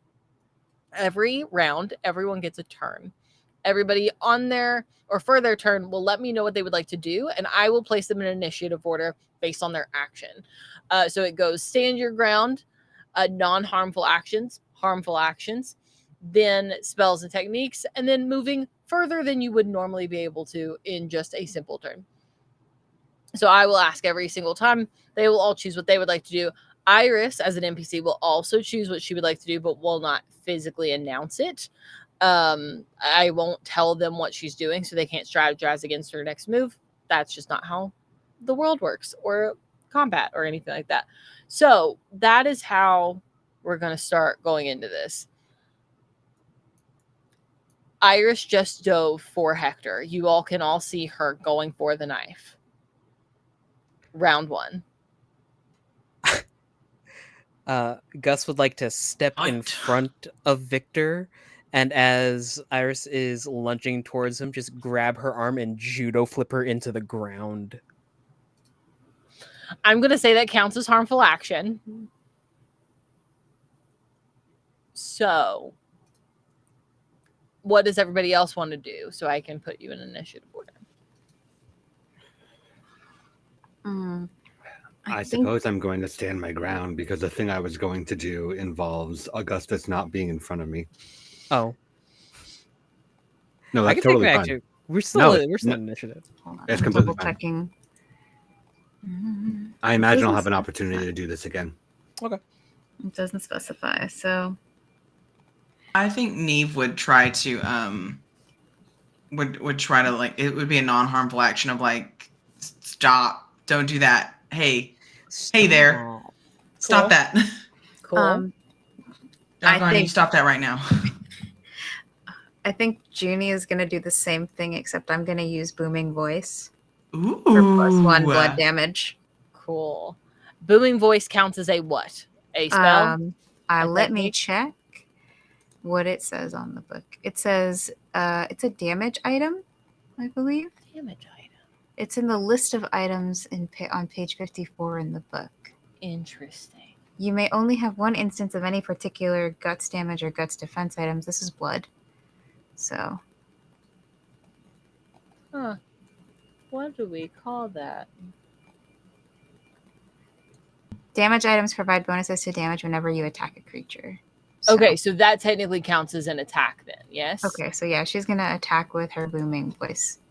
Cool. So Oh. you're also going to go under harmful action. Mhm. So then order goes as follows. Hector goes first. Then we'll go to Neve. Then we'll go to Augustine. Then we'll go to Junie. Then we'll go to Iris. Okay. And she'll close out the round. So, Hector, with that, how would you like to stand your ground? So, not knowing that Augustine's about to do this and seeing Iris lunge at me, I'm just going to pick the knife up and hold it blade forward like this. Cool. Fantastic. Love that. It's still a knife. Mhm. So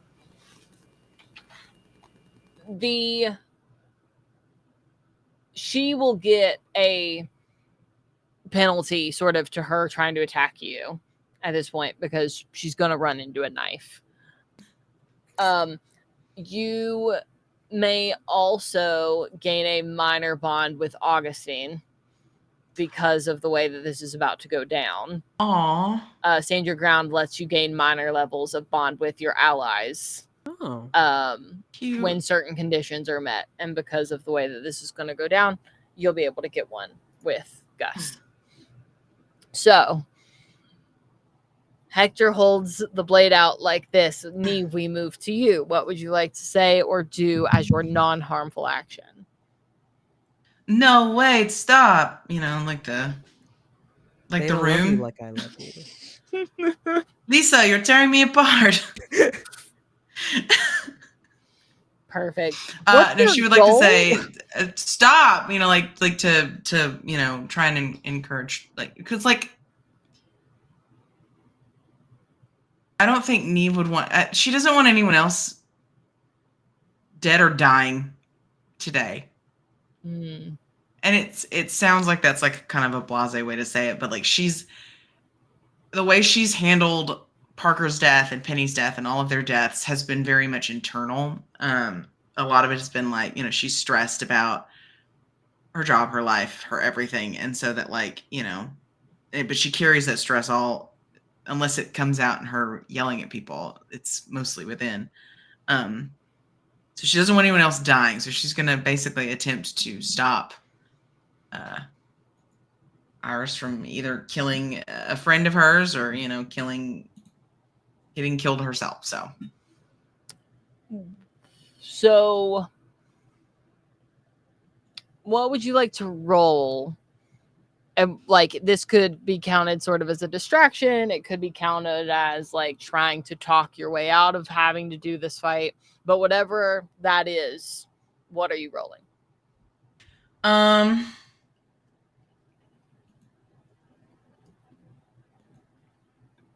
If I'm being honest, I feel like concerted would be the approach. Okay.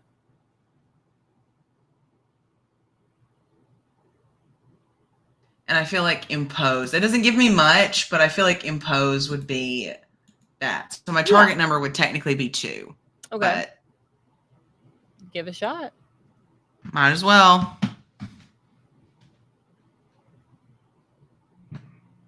Live fast, die hard. Bad boys for life. No, I got a 4. That's a shame. That shit ain't working. Can I burn one of these minor bombs that I have with Neve to allow for a reroll? You can. I'll take Absolutely. it. And it's perfect because I got a 1. Roll your other d6 for me. Ding. 5. Okay. A wonderful use of a reroll there, though. As you Thank say you. this, Heck yeah. as you say, like, no, don't do it. There's just the slightest bit of hesitation. Like, she's listening to you, and it's making her kind of think through things and be like, is this the best answer to my problems? Maybe not. But she does still take the dive. It just could be that split second is enough to change her mind about some things, or gives Hector a minute to like do something, or Augustine a minute to do something. Like, every second counts here. And I think even she knows that. Awesome. Heck yeah. So then we go to Augustine. How would you like to be harmful? As she is lunging towards Hector, Augustine just steps in front, grabs her arm, twists, turns, pivots his hip, and just pulls her over his shoulder and into the ground head first. You do have to make a roll about it. Yeah. It's going to be fun because it's my TN's 5. Phenomenal. What are you using here? My creative coordination. Creative. I will take creative coordination. Unless you let me That use seems the fine. floor as a weapon. No. The floor is not a weapon. Can I use her as a weapon against the floor? The floor isn't out to ruin the world. She is out to ruin the world. I don't know. Have you seen the feng shui of this place? It's real off. It's real bad. You're not wrong. I think it's the but- dead bodies. Yeah. Yeah, it's probably That'll the dead do it. bodies that are all piled in the corner now. Probably. That'll do it. Yeah. Roll the 3. Hell yeah. And you take her, twist your arm, throw her over your shoulder and into the ground before she can fully reach Hector. And you completely knock the wind out of her. You could see her clutch her chest as she sits on the ground and kind of looks up at you. So, like, just staring daggers through you. If a look could kill, Gus would be on the floor. Sorry. As she loses one from her blood pool. You are the fucking worst. as it now goes to Junie, who was also in the harmful action category. Yes, and I think Junie says, "Didn't you hear her? That is enough!" And that is where her booming voice takes over, and it explodes out and echoes, causing No. +1 blood damage. I Plus hope. 1 blood damage. Okay, that's Yes. what I wanted to make sure of. Yeah. As you do that, you watch as like she's starting to sit herself up when you start to speak, and the boom of your voice, the literal echo that you all can watch leave Junie's mouth, knocks her backwards again, hitting her head off of the floor. Roll for me so we can Mhm. see if there's anything additional, but there will be at least 1 blood because of your booming voice. Okay, so I think for this, because she's choosing to not to, I'm going to argue for creative because this is an unconventional way. Yeah, Well, I'll give it to you. That's yeah. fine. And let's see, I'll use social for this one, courage because I have, or actually, you know what? I could also use prowess because I have 2 in artistry, and that would put me at a 5. So I'm going to argue for artistry because of how she uses her voice in this. I'm feeling generous, so I will let you have that. Thank you. All right, so I'm gonna try to hit a 5. Here we go, or not hit a 5. Roll You went under below a 5. Dice. yes. We want a 1. Give me a 1. Natty 1. I'm not rolling that die anymore. It gave me another 6. Oh, that's a shame. Yeah, I know, it's sad. I was like, I wanted to look cool, and my dice are like, not today, bitch. No, I don't think you will look cool. Actually, I think you Hmm. just. Can I? just suck. Can I offer up? Might I perhaps offer up a reroll? Please. You can, if you would like to sacrifice a minor bond that you have with Junie, feel free. The minor bond is just 1 checkbox, right? Correct. It is one of your checkboxes. Okay. Well, I'm gonna re-roll that. Don't re-roll that dice. Don't. No, it's a different die. I've actually There's put it another away. one. I was like, nope. Prison. It's here's like cool. It's less. It's a 5. Hey, you can fail with an opportunity or succeed with a consequence. So I would like to succeed with the consequence. Okay. Cool. We love consequences in this house. You do that. You see everything as she gets slammed backwards, her head bouncing against the floor of this room, which is like a hard tile. You're already in a basement. You assume it's probably straight concrete underneath. She rips her head back. She touches the back of it as she sits back up, and you can see like that same sort of black ichor that was coming out of the artifacts Okay. coming out of the back of her skull as she takes her hand back away and looks at it, looks up at you, and is now changing course. So she will not change her action. Harming others is still the game. But instead of now going for Victor or for Hector, I don't know why I've done that twice tonight. Instead of going for Hector, we'll go for Junie instead, and dives after you on the floor. Like grabbing you by the ankle to try to knock your legs out from underneath you so you come to the floor with her. Okay. So I will now roll. I would like to use talk as a free action. Yeah, And as absolutely. soon as she sees this black ichor, she goes, "Ay, Mija, you have a condition." We're so concerned for this poor woman. She literally just shoots daggers at you. She hates all of you so much. Got some Vicks. Put Vicks on it. Right here. This is the spot. El Vaporub. It cures everything. Yes. She grabs at your ankle and yanks as hard as she can, bringing your legs out from under you to where you bust your ass on Ow. the floor. She Now the second starts time I've fallen. to like grab at you and pull you towards her to try to make sure that you can't try to get yourself back up, and goes, "You all have been so fucking difficult. I've coordinated everything for you." And as she rips towards you, Mm-hmm. and it like again knocks you back a little bit, you're gonna lose 2 blood. Okay, I'm gonna mark that off my 2 blood. So that is okay. Got it. And with that, that is the end of our round because all 5 of you have taken a turn Okay. and we can go again. I know. Help me out. One more time. It's like, pull out my gun. I Ow. pull out the Glock. Neve's been packing this whole time. It has not used it once until now, which honestly, why would she? It's just a massive fucking desert eagle.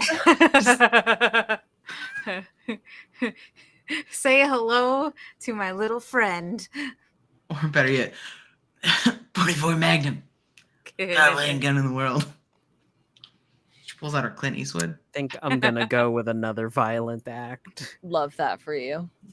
I think Junie is trying to escape the grip, so I too am going to go with a violent act. And guess what I have? Okay. A crowbar. Oh, I was Not a cat. I do have a cat, but he I is was not a going to crowbar. quote you, not the crowbar situation. Yes. Cool. Crowbar, so you can use weaponry. Harm from Gus.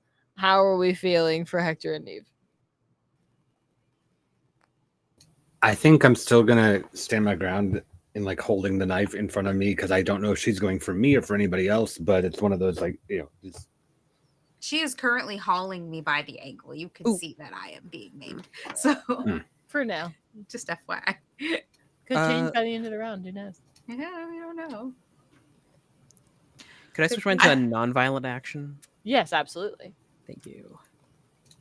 I think Neve might go for the violent action this time. She might Great. resort to violence.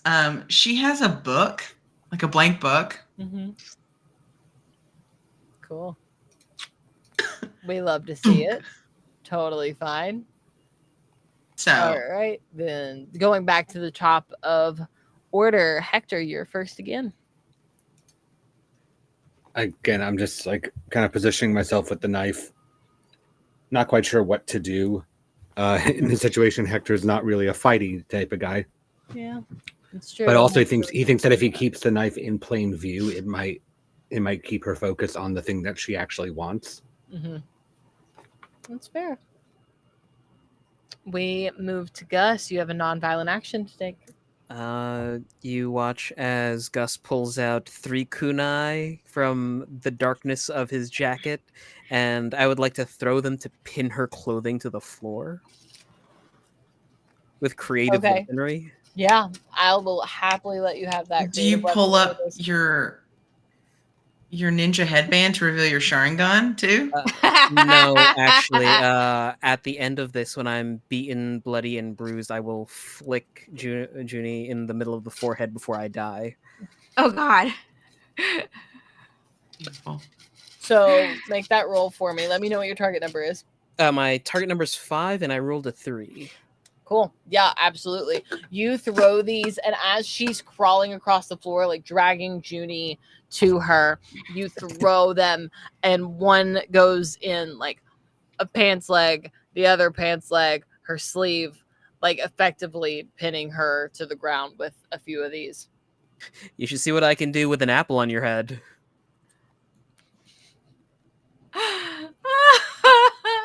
I'm sorry. We're doing great.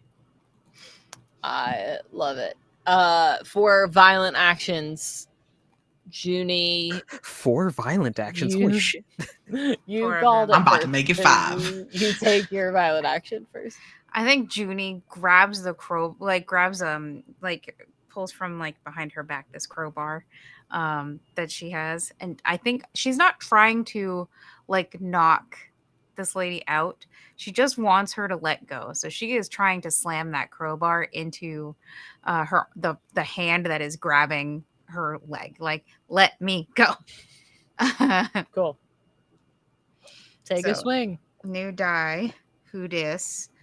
And I think that I'm gonna argue for, let's see, creative and pragmatic, but coordination under pragmatic Okay. because it takes a little coordination. So it's a 4 Yeah. for Junie. Cool. And can I also activate my seashell horn good luck charm. You sure can. I'm gonna do that, but first I'm gonna move my cat again because now that he doesn't, I told like What did we decide that the good luck horn charm did? You roll. Mhm. Sorry, you call high or low. I roll. Okay. If Yeah. you need a re-roll, then it's spent if you were right, and if you are wrong, it is not spent, but you also don't get your re-roll. Okay, here we go. Yeah, I'm gonna need that reroll. I rolled a 6, so different die. That die is going home. So Call your high or low. I'm gonna say hi, since apparently I've been rolling high all night. That is high, so you lose your good luck charm. You have no more uses of it, but you do Okay. get your re-roll for right now. All right, roll low. It's a 2. That's a Yeah. 2. Beautiful. So You watch as she grabs for your ankle and is starting to drag you back. You do one swift whack to her wrist with your crowbar, and she immediately recoils, practically hissing at you in like this pain that she has. yeah. And this is sort of also the moment that she realizes she's now pinned to the ground because of Augustine's quick thinking. So Yep. she's a little upsetty spaghetti right now, and that's Oh, yeah. fine. Mhm. She's I think just a Junie little just holds pissed. the crowbar and like is trying to like scoot back Yeah. for us and get as far away from like her range as she can. So Neef, you have the last violent action of the PC turns this round. Book face. Wonderful.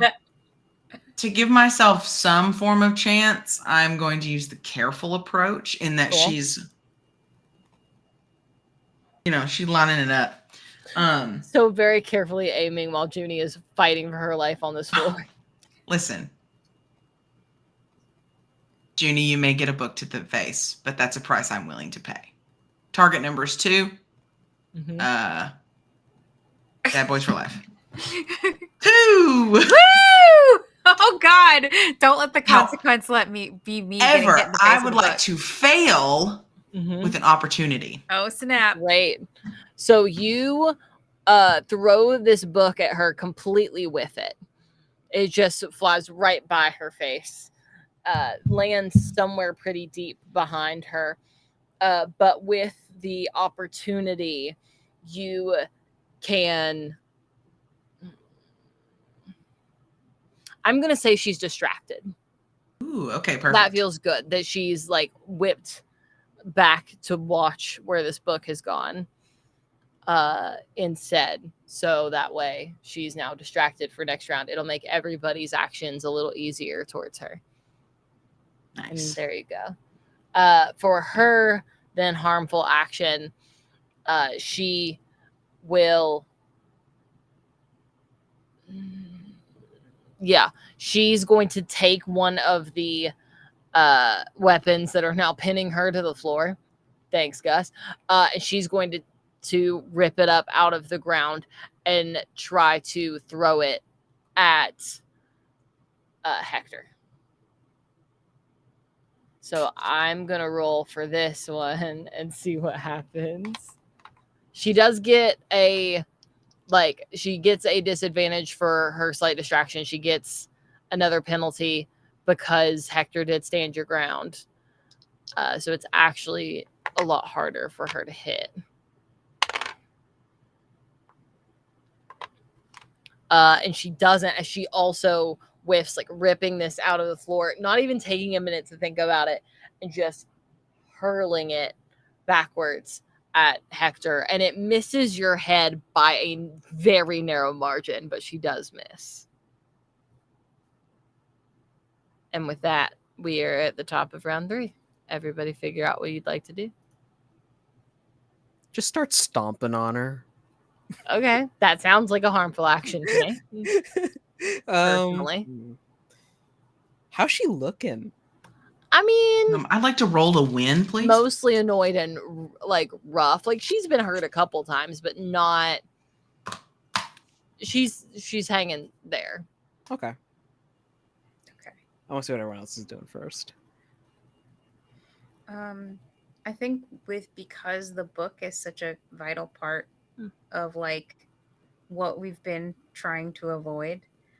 Junie is going when Junie sees that, she's lost a shoe, by the way. In my mind, she's lost a shoe to this lady.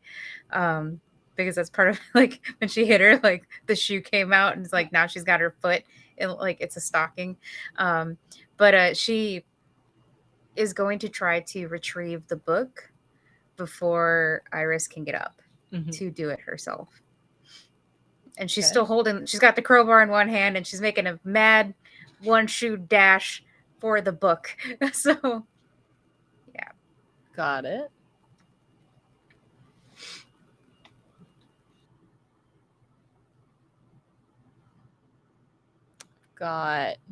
I need Hector and Neves, and then we'll figure out what order we go in. I mean, I honestly think that Hector is not the aggressive type. He's the like defensive type. So I'm going to continue that stand your ground with the knife held in like a protective stance. You got it. If I'm being true to character, he's not the kind of like jump in and brawl. Yeah. Totally fair. So the door is still closed, right? Right. Okay.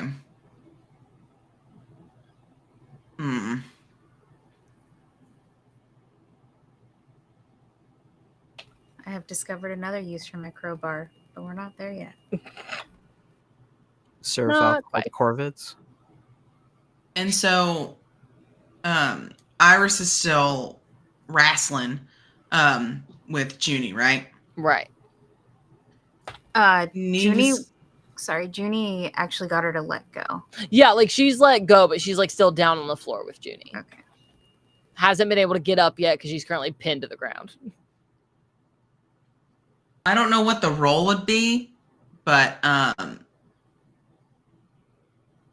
feel like I don't feel like this is a harmful action because I feel like she's not doing it with the intent to harm. She's doing it with the intent to stop the harm.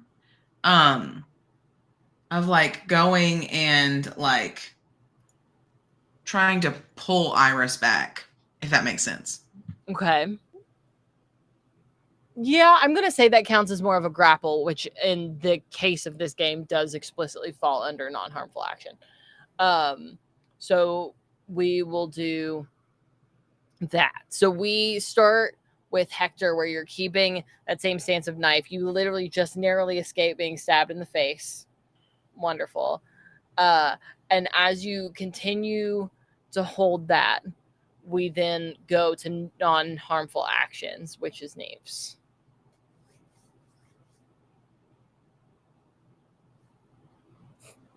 I hit the wrong unmute button. Okay.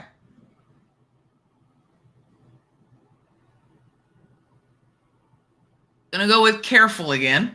Great. Carefully ripping this woman off. And I do so academically.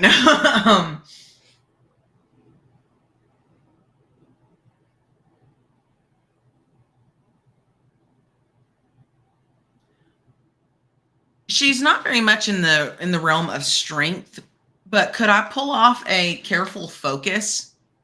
Because I feel like she's just so determined to help Junie that perhaps she's like, you know how like moms get that sort of like super mega ultra strength Yes. and like lift cars and all that stuff? Yes.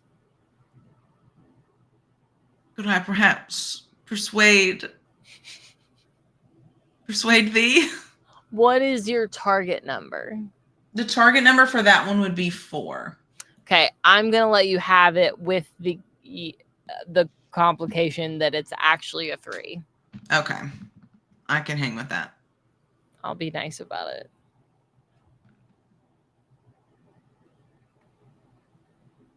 That is a 1. All right, roll your other one. That is a 2. Okay. So you do that describe to me what it looks like, actually. It's Neve seeing them sort of scrapping on the floor, and like even though like Junie has like a crowbar, there's still like this is a real threat that's like happening, and she doesn't want to lose Junie because she likes Junie. And so I feel like she lets out like a real loud like yell of like, it's similar in the vein of, Ripley from Alien. Like, oh God, what's the line? If my brain is so addled. Get away from my daughter, you bitch. Yeah, get away from my docent, you bitch. Exactly. Get away from my docent, you bitch. And then she kind of grabs those shoulders and sort of tears back. As you do that, and you're ripping her body back, the like pants legs and one sleeve all get ripped, still caught on Ooh. the weapons that Augustine threw just to pin her to the ground. But you can grapple her pretty easily. Like, that is not an issue there. So you yank her up and kind of into a position where you know she can't move. And then we go to harmful actions. Right? Part Yep. 1. Just everyone watches Gus slide a folding chair out from somewhere in the room and just walks up to Iris and raises it up. Cool. Make a roll about it. Creative weaponry. Should be Yeah, that'll work. 25. Yeah, that's fine. I got a 4. Cool. So you do that, and it kind of takes the fact that she's been kind of lifted up and grappled and everything. It would have been even easier to hit her, to be honest, as you swing for it. And what does it sound like exactly when, or sound and look like when you make connection? Like in wrestling, he stomps on the floor really hard to make the mat jiggle to add more impact. Than it actually is, because we are practicing safety here. No, he just full on just lets that sucker rip in her face. Hell yeah. There is just, if you've ever slammed 2 pots or pans together, that metallic ting. Yeah. And that echoes loudly as you knock off some more blood points. She's not looking great. I toss her the Looking chair, rough, and then I yes. take a dive on the floor and pretend like she hit me, so that the referee will disqualify her. Good to know. I love some Eddie Guerrero shit, man. Yep. Very good to know. And with that, now that she is still grappled and everything, she's going to make a lunge as hard as she can out of the grip of who she's with to try to get to Hector. And it's a matter of trying to rip herself out of a hold. Yes. Did I get my turn? Or oh, shoot. I skipped you. Yep. Okay, Go back. I was like, wait. Nope. You go back. Stuff. You go first. Yeah, Junie Then was. she'll try.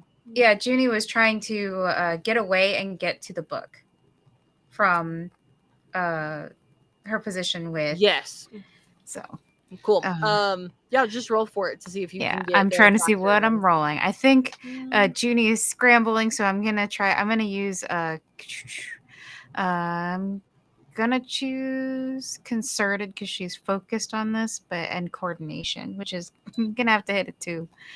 But yeah, because there's nothing else that I feel like makes sense narratively for this, so that's fair. I'm gonna roll. We're towards the end. I could burn this whole bond that I have with Junie to change that. To change the outcome. The difficulty level. The difficulty. Okay. It's burning all 4 points on the bond, which I'm not sure. I'm not sure, like, narratively what that entails between characters, but. Does it have to be done before the roll?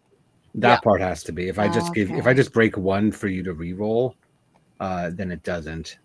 Let's break 1. instead of burning the whole thing. All right, so yeah, if it's needed, then sure. Yeah. It's like, hopefully this isn't too much of a disaster. I'm rolling the die that rolled low. So roll low, little die. And it did. I got a 1. There you go. Roll your second d6 for me to see if you get an extra flawless success.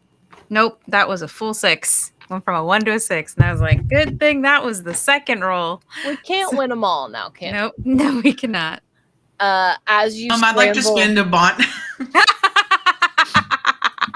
as you scramble across the floor, you are able to dive for this book before she's able to break out of her grapple, or break out of this sort of space she's been caught in. As she will then go in to dive for Hector and see if she can get out of. Okay. And she does. She goes straight for Hector and is again going like God. she's going to grab at your throat. Okay. But she can't reach you yet because she had to get out of that first. So, back at the top of the round. I've got a violent action I want to do. Beautiful. I don't know if this is considered stand your ground or violent action because I'm not doing anything. You're not. You're But I'm just holding- protecting yourself. But I'm holding the knife. I'm holding the knife more forward as she dives. You're at facing me. the charge. This is stand your ground. Yeah. Yeah, no, that's stand your ground for sure. For Yeah. sure. Yeah, but like everybody keeps diving at her, but the whole point is that if she dives at me, is just knife into her. Yeah. Yep. The pointy end is going to go in her. through, like through no action of my own. Just like you're gonna jump at me, so knife. Mm-hmm. Oh, jeez. What is Junie going to do? Can I push her into the knife? Yeah, I'm going to call that harm. You're just trying to push help. You're I helping. mean, it might knock her yeah. off balance from grabbing my throat at least. Yeah. Yeah, there we go. We'll call it that. Yeah. Instead That's of what we're calling pushing her onto the knife, we'll go, I'm going to knock her out of the way. Or it does both, and we'll just see what happens. Neve's gonna knock you out. I think that Junie is going to scramble under a table with the book. And like she'll be there for backup, but she three people are attacking this woman. They'll be fine. No, yeah, no, this is we'll fine. see how that goes first. I'm gonna call that I'm gonna call that a non-harmful action. Okay. Because that's like protecting an item Yeah. from her. Mhm. So then we go in order once again, and we start with Hector for stand your ground. This one is a little interesting because she is in mid dive to you and like has no way to kind of change her momentum now. So I'm gonna do that. Cool. We're gonna resolve the rest of yours with harmful action now because she's not able to stop herself. The gravity is sort of already taken over and momentum is taken over enough to where you hold out this knife and she's definitely getting impaled. It's just a matter of how and when. So let's go ahead and do Junie really quick for non-harmful action. Right.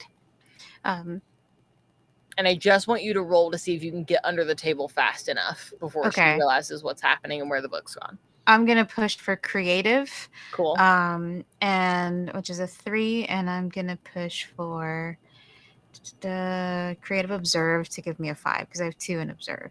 So Okay. so here we go. Roll the low little thing. Oh man, that one's gotta go away too. That was a 6. Junie didn't do a very good job, you guys. Okay, now I will spend my reroll. Yeah. Also, the way Zach's chair turned perfectly. was great. Goodbye. Tilted just a bit lower for the samurai logo. Yep. Wake Oh, up, samurai. We've I got rolled an a apocalypse 4. to start. There you I go. got a 4. All right. Hey! Perfect. So with that, you are able to, you've grabbed the book and you scramble Mhm. underneath the counter as fast as you can. Yep. And you have like a little bit of space now from everything because the way these counters are formed, they sort of form this U shape. So you're able to duck into the middle of it under cover Okay. and have protection from anything that she might try to do Okay, fantastic. for the round. So that works out well. Now, harm others. We're going to resolve this. Neve goes first because you are pushing her further into this knife, which she is going to get impaled on. But how much damage happens? I'm going to like add a bonus to the damage essentially, depending on what happens with you. No. Okay. God. This is gonna be bad. Now, again, he was not very.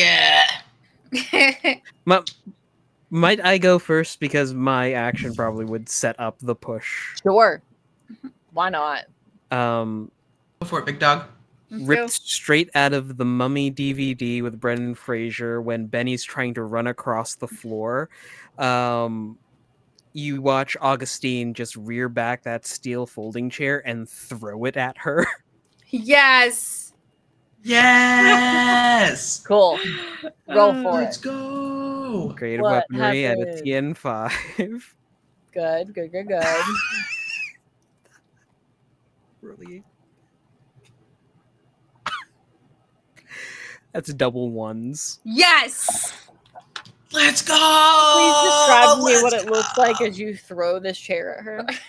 It is a little. If this was the movie version of The Lost Ones, it is a frame by frame recreation of the scene I was just talking about, where she's running first. The chair is just thrown at the bottom of her legs, and then they just get taken out from under her. So now she's free falling forward. Literally love that. Editing Mallory, put that in. Yeah. Oh yeah, let me animate a whole scene real quick and just stick it in right there. Just I'm real sure I quick. definitely have time for Super that. fun. in between. Yeah. for Yeah, sure. For sure. Easy. It's easy. It's gonna be so Momentum. good. Pusher. Yep. Just simple as that. With that, with her now falling forward towards this knife. Sorry, not falling forward, tripping her up to Yes. set up Neve's push. Oh, got it. Okay. So, Neve, roll for your push. Let's see what happens. Okay. I'm going to. I offer you a. I'm not going to do careful focus again. I'm going to do concerted focus, as this is now a like.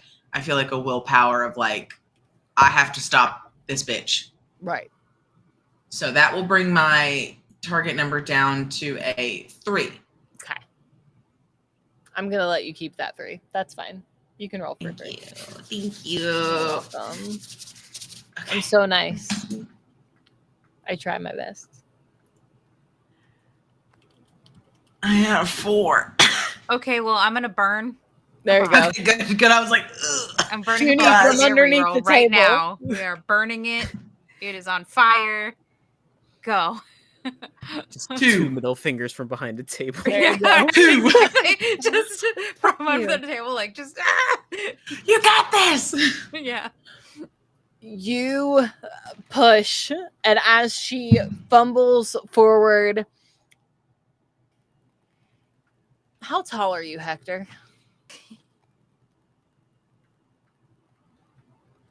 Probably like 5'8", 5'9", just unassuming height. Okay. I'm going to say that she's probably about the same. And so as she falls forward, that knife goes right in the center of her chest.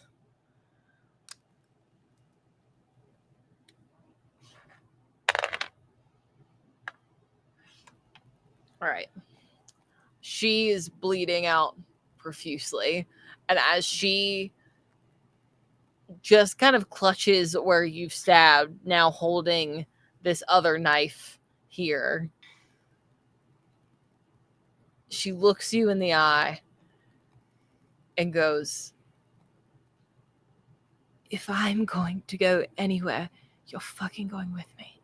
And tries to wrench the knife out of her chest in order to stab Hector. That bitch. All right.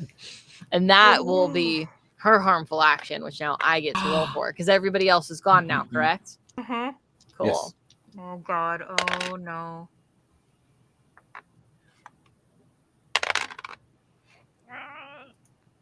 throw another chair at her. I got something, but we have to wait until this action's taken. So I'd like to roll to demoralize her. So as she goes to wrench this knife out of her own body, you can see that part of the blade kind of breaks off inside of her, because this is, again, it's a fake knife. It looks real, but to its purposes, it can only do so much. It can't stand the test of time like a real knife would have. And so part of it breaks off inside of her, but she doesn't really seem to pay attention to it as she turns it around and goes to swipe at Hector and misses, whiffing it like right in front of you, as if she doesn't have her full strength to swipe with all of her might and actually dig into you like that.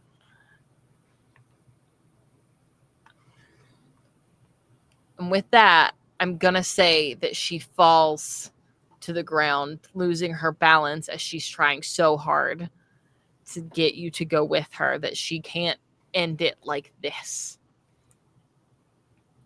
And instead she falls, and ichor is just flooding out of her chest cavity onto the floor, creating what looks like its own tar pit that her body even starts to melt into a little bit. Oh dear. Oh no. Ew. You're out of conflict, as your danger is currently resolved. Junie pops God up from for behind him. the counter and is like, "Did we die?" While holding the book. We are all somehow alive. Hector, are you okay? Jewel gonna kneel down and pick up the false knife. I'm okay. Good. Good job, guys. We're kind of kick ass.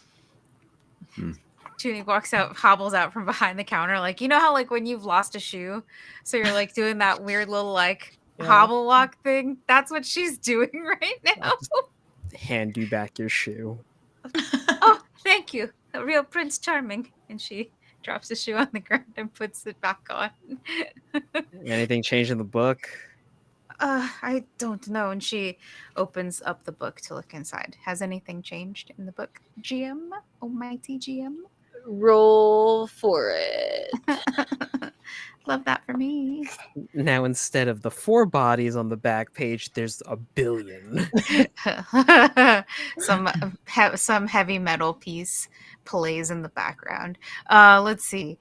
So I'm gonna roll about it. I think I'm gonna use my observe.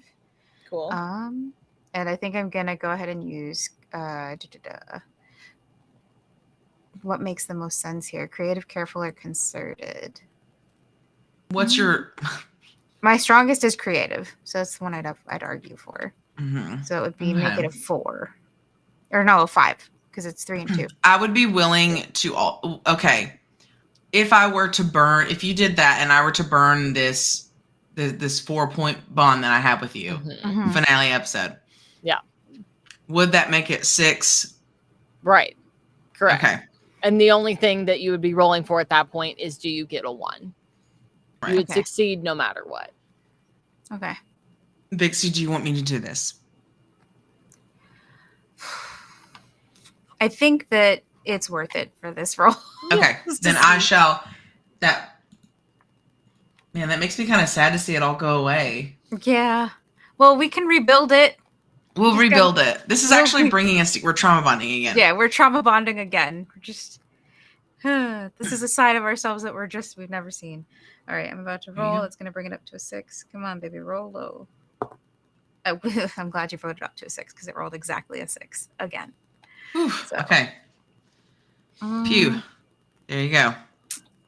With that 6, you flip the book back open. Mhm. And now that same sort of red editing pen is going back to work, but this time instead of scratching out individual words and then being replaced, it's scratching out paragraphs of things and drawing arrows from here to there. There are revisions again to illustrations that just are like passing by page by page by page. And the book starts to go through and turn the pages by itself not of your accord, but going back to the section that had your dead bodies on it, talking about the ritual. And instead of seeing your dead bodies there's one illustration of the four of you that seems like you are all very alive and well. And another of the building itself with police cars and things outside of it. Oh, The rewritten paragraphs around it no longer describe a scary future or the harm that came to the four of you, but instead detail how police were called after a couple hundred dead bodies were found in this building. But the theory going was that it was a gas leak and that the only people that seemed to escape unharmed were down in the basement after a lot of the gas had dissipated when the ventilation system was opened back up after the lockdown. And it has the four of you and a little boy all illustrated there in its final picture. Dustin. And as you all say Dustin, you hear a small set of footsteps behind you and go, were you all looking for me? Judy immediately closes the book and clutches it close. Oh, did you all come down here to read together? Yes, Justin. We came down here to Judy. It's a very nice story. Well, hi, best friend.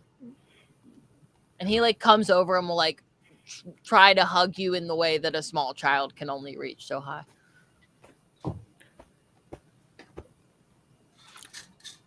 This little kid's up to something. So he pulls the knife out. Yeah. Not the shiv. Ah! He looks around and sees a pile of dead bodies covered by a tarp. Just so a lumpy Goo. tarp. Yeah, a lumpy tarp. And he sees It's a pillow fort. the woman on the ground with the black ichor coming out of her body. Yeah, there wasn't Halloween. really much I could do from that. No. I didn't have time to cover that with a lumpy tarp. And you feel him squeeze you a little tighter, Hector, as he goes, "Oh, what happened to Mom?" Okay. All right. Shh. So what you had don't know happened was. She's resting. And I just want to confirm something, She's because I've seen Iris multiple times, and I Yeah. also saw this kid's mother multiple times. Do they look the same? And is that something I was able to process at any point? You saw this kid go up to a woman and interact with her. Okay. You all assumed that was his mother. Yes. And you know what they say about assuming. Well, we made Don't that do so it. you and He me. does not look particularly like Iris. She has very short black hair. He's got blonde curls, that sort of thing. It is not something you would make a quick parental connection to. And the woman he did keep going up to was blonde. Right. I think you referred So- to her as his mother, but it might have been after I said I was looking for his Yeah. parent. Yeah. Mhm. You had said something about sending him back to his mom. So I was like, this is Mom now, I guess. But yeah, so he asked me that, and I said, she had a bit of a fall. That's okay. She does this sometimes. She'll be Oh. back up in a little while. Oh. Ah. Dustin, have you read this book many times before? Well, that one, Mommy has it around sometimes. But yeah, usually it has bad endings in it, so I don't read it for very long. Would you like to read a good ending? There's a good ending? There's a good ending. There's a very good ending. And I'm just gonna kind of reach my free hand out towards Junie, come over with the book.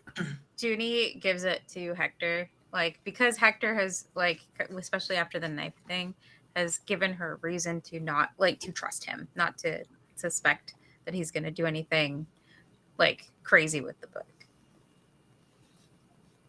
Um. Oh, you're all gonna be okay. That's cool. I Yes. like that one. Oh, Some- here, you should probably have this. And he will reach in his backpack that he was carrying all his toys around in earlier and grab like a small little journal and hand it to you, Hector. And if you flip through it, it is essentially a journal of all of the things Iris had to do to get you all here. It details the reason that your ticket was in your bag was that she faked the note from Clara and she put it there herself. She is the reason that Melody and Alana won the cabin to make sure Neve was the one on the floor that day. Oof. She is the one that obviously hired Gus to get him to come to steal the book so he would be on the premises. She is the one that tipped off security about the robbery. So that way they would lock the museum down and trap you all inside. And she is the one that like obviously planned the investor meeting to do all of that. She has notes about Junie's regular work schedule and when the usual tours are that Junie gives, which one she needs to put Dustin on. She even has notes about inviting that particular woman that looks like Dustin's mom to make sure Dang. that there's somebody there that looks like his parent. Shit's wild. Why do you have this? Mama asked me to hold it because she said that she'd be busy all day. And that I would meet a really nice man that would help me fix my action figure finally, and that was you. And so when Mama wasn't hanging out around me today because she was busy doing work things, I figured that I would just hold on to it for her. That's a good plan, Dustin. That's a good plan.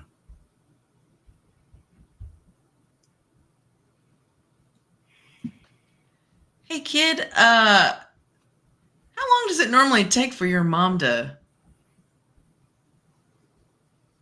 pull herself up by her bootstraps, so to speak? I don't know. It'll probably be a while though.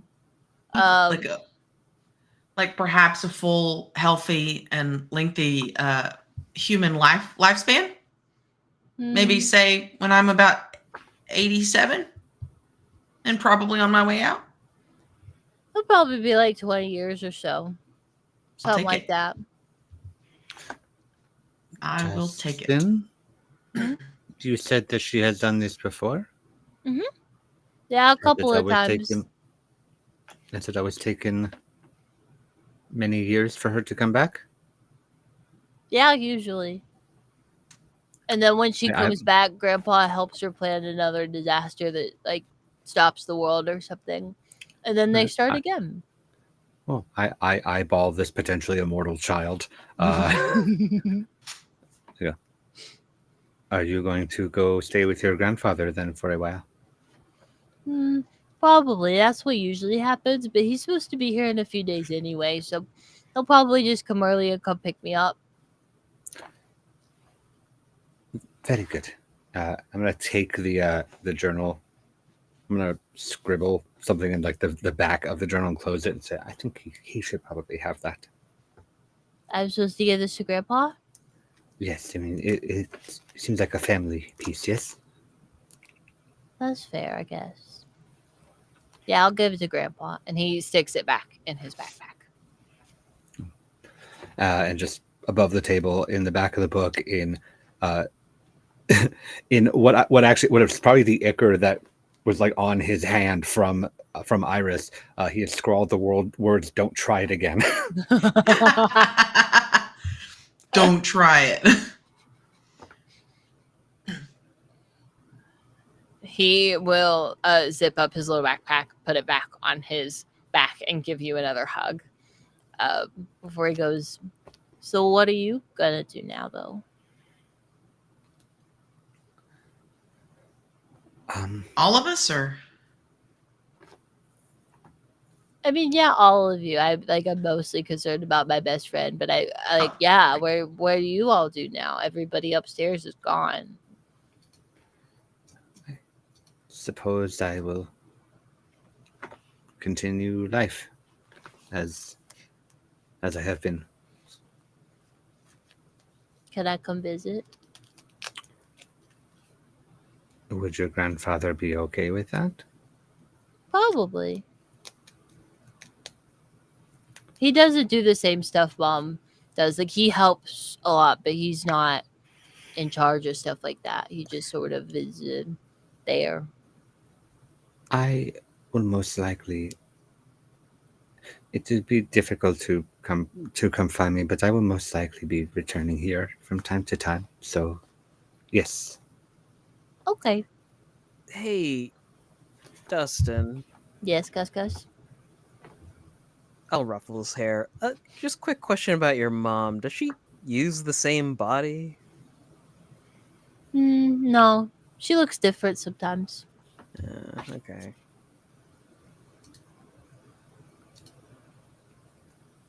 She looked kind of weird in that room, all like spectrally and stuff. But she told me not to call her mom in front of you all until work was done. So I just You did a referred good to job her of as the that. lady. I try to do a really good job. I'm her little helper sometimes, but like not with the big stuff. I'm not allowed to help with the big stuff, just the little stuff. Not yet, right? No, I got another like 200 years or something before I'm allowed to do the big stuff. Just 200 You- years. You'll get there, Fly by Nathan. like nothing. Yeah. I'll be done eventually. But what do you do, Gus? Where you go now? I'm gonna go take a nap. A really long one. Probably somewhere off in the Keys. Or Thailand. Or whatever this world's equivalent of Thailand is. Say hi to Maybe your not. doggy for me. Maybe not Oh, yeah. 200 years, but yes. Oh, also, you should really fix the ventilation system in your house. I'm getting to it. It was very easy to crawl through, I'm just saying. How do you think I left that note in your refrigerator? Is the door like a normal person? Air ducts aren't that big. He's a small kid. He's a small kid. Kid. And he gets to Are they help with the crawling little through it? stuff, including Yep. crawling through air ducts to get a note into your home. I'll just give him like a playful shove, like, yeah, here.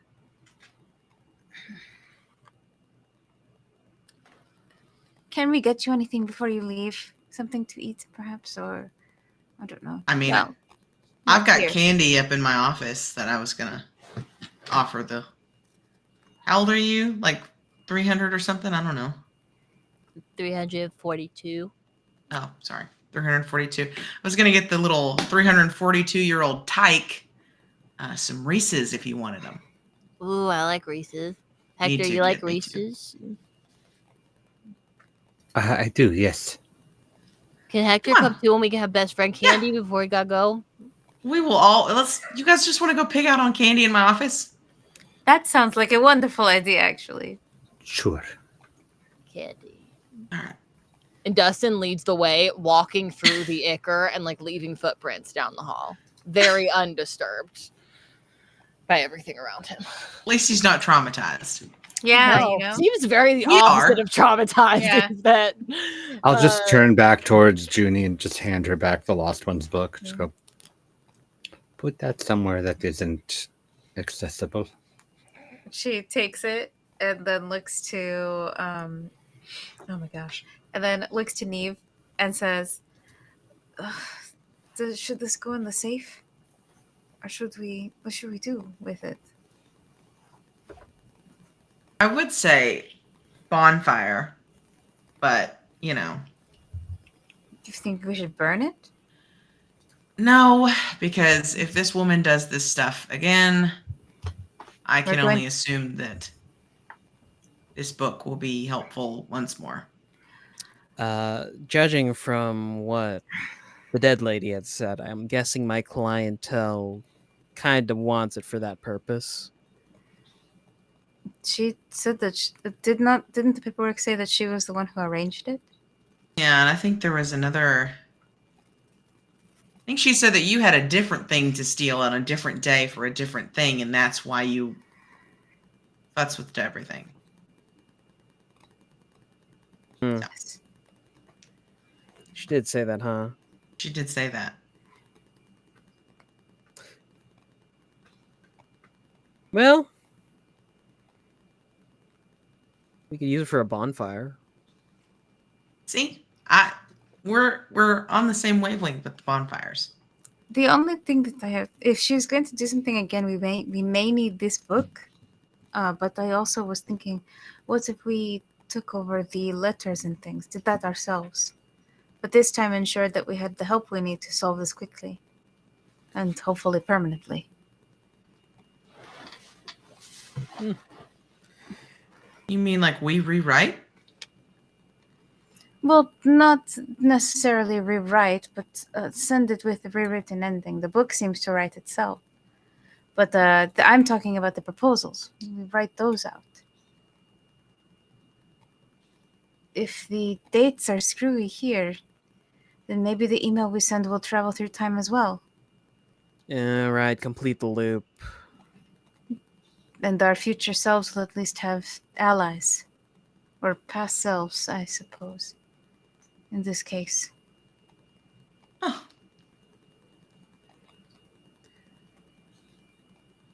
I won't say no to it. Is it an hourly gig or? I don't. I'll I pay don't you have in email. Reese's. How about that? There's a lot of people talking at once. Sorry. Sorry. I don't have an email. Well, we could set you up with one. It's pretty easy.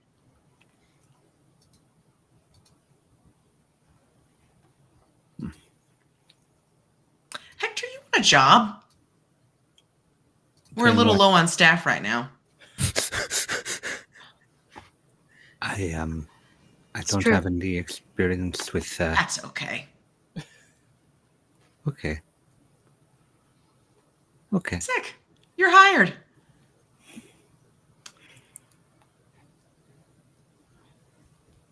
I'm I out of a probably won't be paycheck for too, you long. know.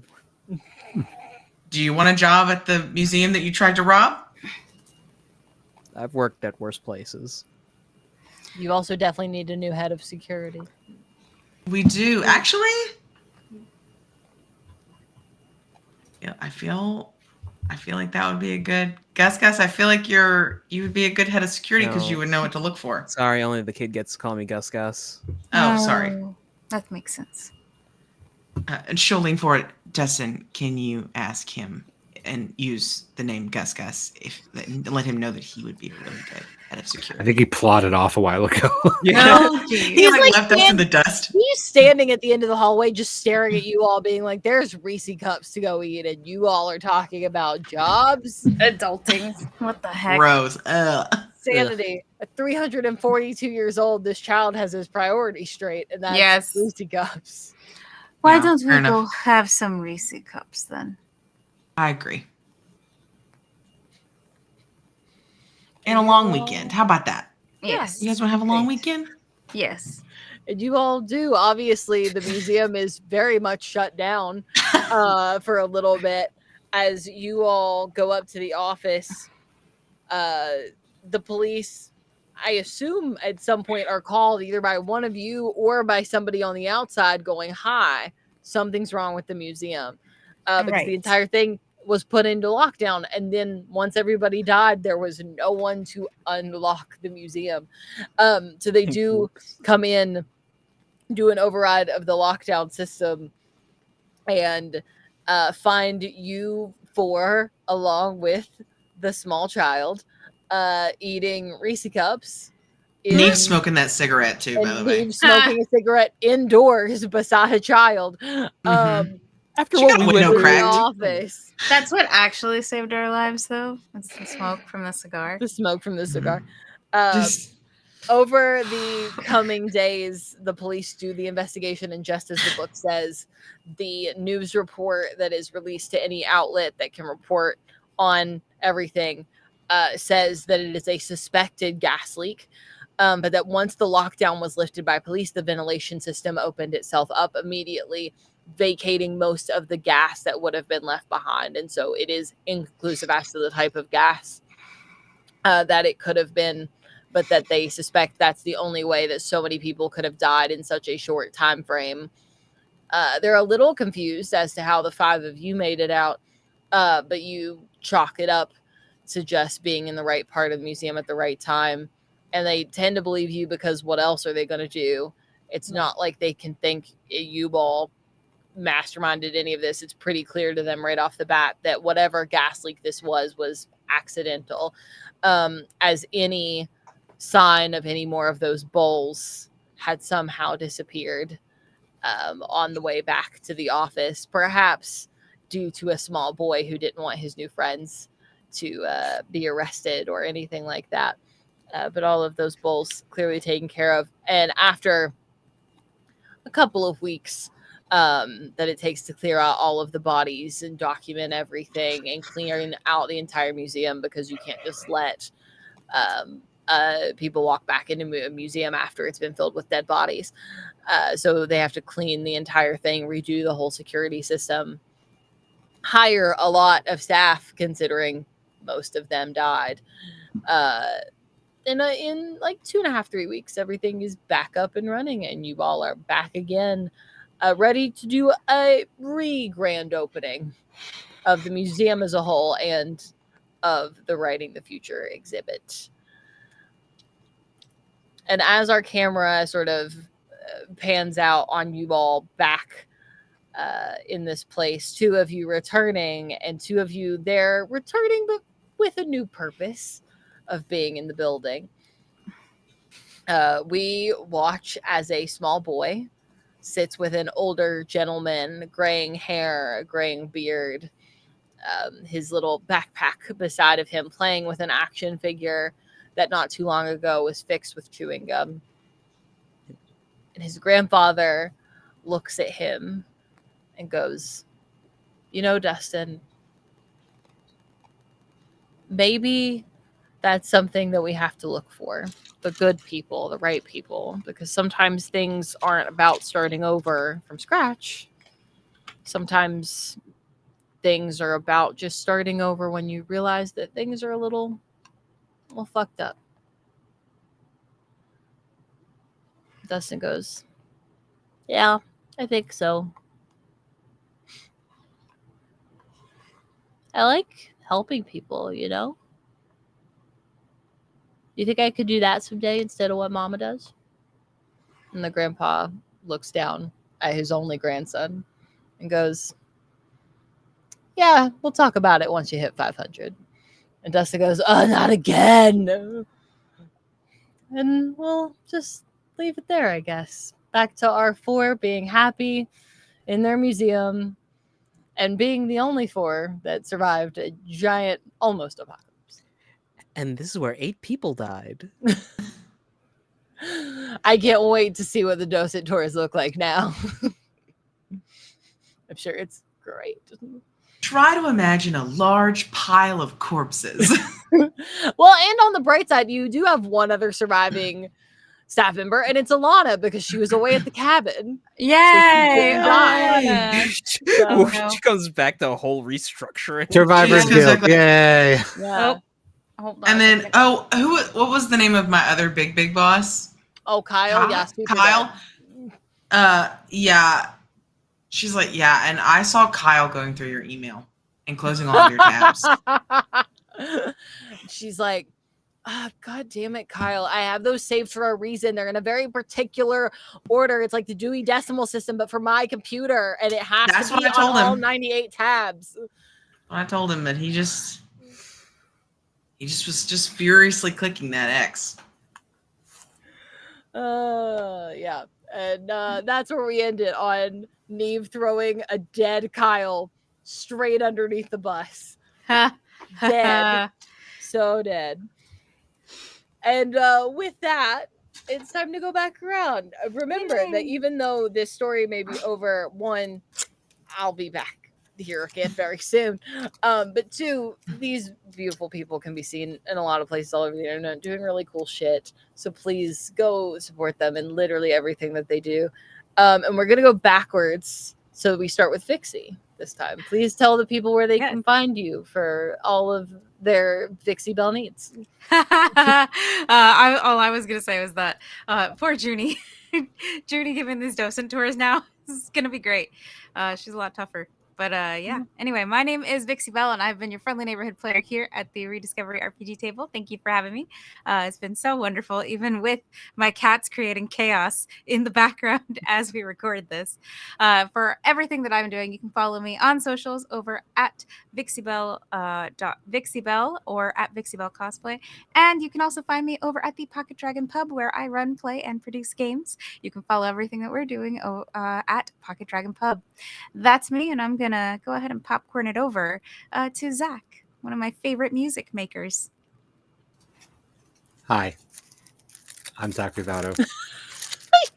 You can find me all over the internet at Sneakernet or Sneakernet Music, where I'm making said music and playing games. As far as things that I'm up to right now, this is December, so I don't know what I've really been doing. I've been running games on a variety of channels, specific, like a lot of on Hack Recklessly, and a couple other places like Game Master Monday. My album came out in October. It's called Electronic Music for Digital Demons. Hopefully you like it and listen to it. My game also came out through Plus One EXP. It's called Body Hammer. It's a solo RPG that I hope that you like as well. I'm gonna eat my Reese's cup and I popcorn it over to Madison. Well, first of all, I want to say Zach, RJ, Vixie, Mallory, thank you guys so much. This is my first actual real big kid recorded actual play. And I had such an amazing and fun time. You guys were awesome. The role play was good. The chaos was perfectly balanced. It was really fun. I had a great time, and I just appreciate you guys so much for just, being around and telling a good story. You can find me where books are sold. You can find me at Bethany Esda, but the A is a C actually, so Bethany Esda technically.